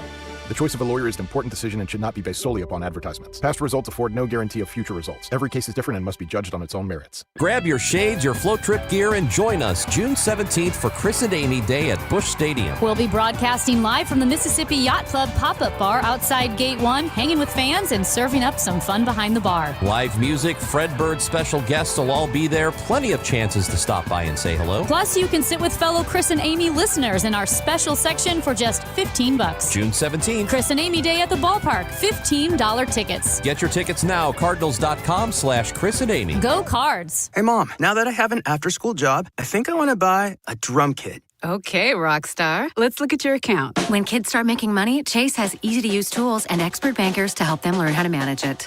And next month, I'll buy the bass drum and the cymbals. Oh, and maybe some noise-canceling headphones for you. Aw, you've thought of everything. Help kids save, budget, and build financial independence, all with Chase. That's good for kids and good for parents. Visit your local Chase branch and get started. Account subject to approval. JP Morgan Chase Bank, N.A. member FDIC. This is the story of the one. As a maintenance engineer at a beverage manufacturing plant, he starts his day knowing every line is ready to run because Grainger delivers the industrial-grade products he needs to keep mixers, conveyors, and packaging equipment moving. With Grainger's vast selection of bearings, belts, and motors, he keeps operations running smoothly, so nothing grinds to a halt. Call 1-800-GRAINGER, click Grainger.com, or just stop by. Grainger, for the ones who get it done. After a disaster, emotional recovery takes time. Show Me Hope Missouri is here for you with free, confidential support. Counselors help with stress, coping skills, and connect to resources. If the St. Louis tornado impacted you, visit moshowmehope.org from Missouri Department of Mental Health. America is turning 250 this year, and Circa Sports is celebrating by offering all users in Missouri $250. For everyone in Missouri, all you have to do is deposit $250 on your Circa Sports app, then play through that deposit. Once you do, Circa Sports will reward you with $250 right in your account. This is available for everyone in Missouri, new and existing users. Celebrate 250 years and find out more at circasports.com today. Must be 21 or older and in Missouri. Gambling problem? Call 1-800-GAMBLER. Spring cleaning rule number 1, out with the old, in with the new. And frankly, your family's old internet connection is a dinosaur. Upgrade to the 1 gig modern family standard from i3 Broadband. It's 100% true in-home fiber with equal upload and download speeds, so your teenager's gaming won't crash your video call. Even better, we're currently offering our longest price guarantees ever on our gig speed internet services. Say goodbye to exploding promo prices and hello to budget certainty. Visit i3broadband.com/radio and start your spring off right. One of life's greatest mysteries has finally been solved. Who let the dogs out? Spruce, spruce, spruce. It's Spruce, the weed and grass killer that's safe for use around people, pets, and bees when used as directed. Spray the leaves for visible results in just 1 hour and dead weeds in just 1 day. You spray, they play. Spruce, pet friendly, weed deadly. Find wherever weed killers are sold. Chris Ronchi, Amy Markscores, because life is too short for boring radio. 104.1 FM KMOX. And welcome back to the Chris and Amy Show. What a way to start your Monday. A beautiful day in downtown St. Louis. No Chris Ranji. Don't worry about it. He's coming back tomorrow with Amy. That's right. And folks, if you want to be like me, you want to come hang out with me, you want to come gawk at Chris and Amy with me, then you need to go to the Chris and Amy Day at the ballpark. Go to cardinals.com/Chris and Amy. They have $15 tickets. That's right. For you to come down, sit in a section with Chris and Amy. I bet Kelly and Hancock are going to show up. Chris and Amy are going to be slinging cocktails over at the... So I don't know what we're slinging. Are we slinging? Are we opening beer? You might be slinging Same, burgers same. for all you know. We might put you back in the concession stand, too. I think it's going to be beer, though. Yeah. Yeah, Well, I don't think that's we're fine. mixing drinks. But where's that at? That's at the Mississippi Yacht Club. Mississippi Yacht Club. It's the pop-up bar near Gate 1. You remember the previous pop-up bar was where did you go to high school? Yep. That's it. Because it's changing themes throughout the year. So now it is the Mississippi Yacht Club. And it's gonna be fun. We're gonna be slinging something, drinks, beer. $15. I mean, I'm just telling you, you can't do anything that cheap right now in St. Louis, or for that matter, the country. And with good people and an important game that the Cardinals hopefully are going to be going for the sweep over those dreaded Padres. So come to the Chris and Amy Day at the ballpark. And I believe we made a doctor's note, Matthew, that's Yes, we on did. our Twitter at Chris Amy KMOX. Yeah, it's a permission slip from the doctor's office of Chris Ranji and Amy Marks course, Yeah. Doctors of Fun. If you need to get out of work, you can show that to your boss, and it'll most likely work. Probably. I think not. it'll work. It's the 115. Don't you think a lot of people are going to be playing hooky today, man? It is so pretty It's so out there. nice It is. out. I want to remind you that it is Matt Pacheski's birthday, June the 15th. It's normally about 110 degrees on these days, is it not, Matthew? No, you're right. It's been a good day so And here far. we are Good at weekend. 76 degrees, barely any humidity. I was in charge of the weather for your birthday, brother. Thank you. No I appreciate worries. it. No worries. I'm glad you remembered. Aim, when Ranj is out of town on these extended weekends like this, was it a bit of euphoria that came in on about Friday morning at about 9 o'clock? I like to all the think way of it till- as a vacation for both of us, really. Yeah. We get to have Michael Kelly in. Yeah. We get to hang out. I am bummed that he missed Matt's birthday. Yeah. That's a bummer. Uh-huh. I might have to do something. No. Here's the thing. We talk about everything on this show. Right. Everything. And off the show. What we say on the show, which is too much, Way we can too much. all agree it is too much. Way too much. Oversharing personal lives, oversharing opinions. Heck, I disagree with myself all the time. Yeah. I say stuff, then I think, you know what, I don't feel that way anymore. That's so 2 hours ago. I've changed my mind. And so what we say on the air is what, 5% of what we say off the air? Yeah. Maybe. Wow. And somehow he missed his birthday. Are you saying I should have brought it up sooner? This think is your so. fault. Yeah. It was kind I of think- weird to bring it up the way that you did this morning. Like, so how do people, what do you guys think about when Yeah. people announce it's their birthday? And it was like, what? To be fair, this was pre-Matt. But remember when it was the show with Chris Ranji, Oh, yeah. Kevin Wheeler, and Amy Mark Scores. Yeah. So we started that show, let's see, before Glover stole Wheeler. So this would have been 2022, the spring of 2022. My birthday's in July. And we were almost at the end of the show. And somehow it came up that day was my birthday. And I brought it up on the air. Really? Because I said, well, because it's, we're doing a birthday dinner. And both Ranj and Wheeler were like, what? It's your birthday? Yeah. You didn't tell us. Yeah. Yeah. And then we got in trouble from our boss, Steve, because he said, how do you guys not know it's Amy's birthday? You talk about everything. Like I said, we basically announce when we're going to the bathroom. Like, excuse me, I have to go to the bathroom. And it definitely made it seem like we weren't as close as we were, like that it was all a show, but it's really not. I think it's like your family. I don't know. Do you? My family knows my birthday. Well, there's so many in my family that if it wasn't on my calendar, I Right. wouldn't remember Yeah. whose birthday is when. Yeah. And I'm not on Facebook. And if I ever remembered a birthday, it was only because of Facebook. Right? Yeah. And now that I don't have Facebook You reminders, got rid of the Facebook, did you? I did. Phase, you think it's few just years not going to ago. last? And Yeah. You can do away with email too? It was, you know what it was? It was I would like to. It was my effort to inch closer to your no phone day the other day. Oh. Speaking of that, and this is actually on the news right now. We didn't talk about it, but did you see that the UK is instituting like sweeping social media bans for kids 16 and under or under 16? Yeah, how you feel about that? So I like it. Yeah, I do too, but I don't, because look, you're 16, you're a child still. Yeah. But when you're 13 and 14, you're going through change of life.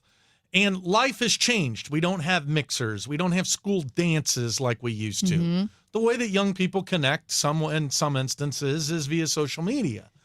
And so I get that a parent should have control over that, but the government saying to a 15-year-old boy or girl, you can't have Facebook, I don't know how I feel about that. See, I see it as we have, in the words of Jonathan Haidt, who'd said, we have overprotected kids in the real world and underprotected them online, right? We don't let them play outside, but we give them these phones that have predators and porn and all this horrible stuff and terrible algorithms, and not just bad algorithms, but algorithms that were specifically designed to capture the psyche, the psychological tendencies and habits of teenagers to keep them on the screens. I think we should view social media the same way we view R-rated movies or strip clubs or cigarettes or any other item that is restricted by age, saying this is not appropriate for young kids, which is so funny that I'm arguing more government control here, and you're saying, no, don't let the government do it. Yeah, but I view it as a drug. It's like heroin. We gave these kids heroin and said, here's a bag of heroin. Don't get addicted. But do your best. In the same instance that, we say that you can't drink till you're 21, right? But we know that people experiment with alcohol prior to it, and it's part of rite of passage of life. I don't know. I just think taking away social media from 14, 15, 16-year-old kids, yes, it's got enormous positives, but it's socially isolating as well. And I don't know. I'm conflicted. Well, I'd have to come back to talk about We'll this have to talk about it more. Continuing conversation. Michael Kelly is the best. Thank you, Michael. Love being here with you. Chris Ranji is back tomorrow. Sorry about that. Don't forget, Cardinals.com/Chris and Amy. Chris and Amy Day at the ballpark this Wednesday, 2 days, $15 tickets. The Gas House Gang is next.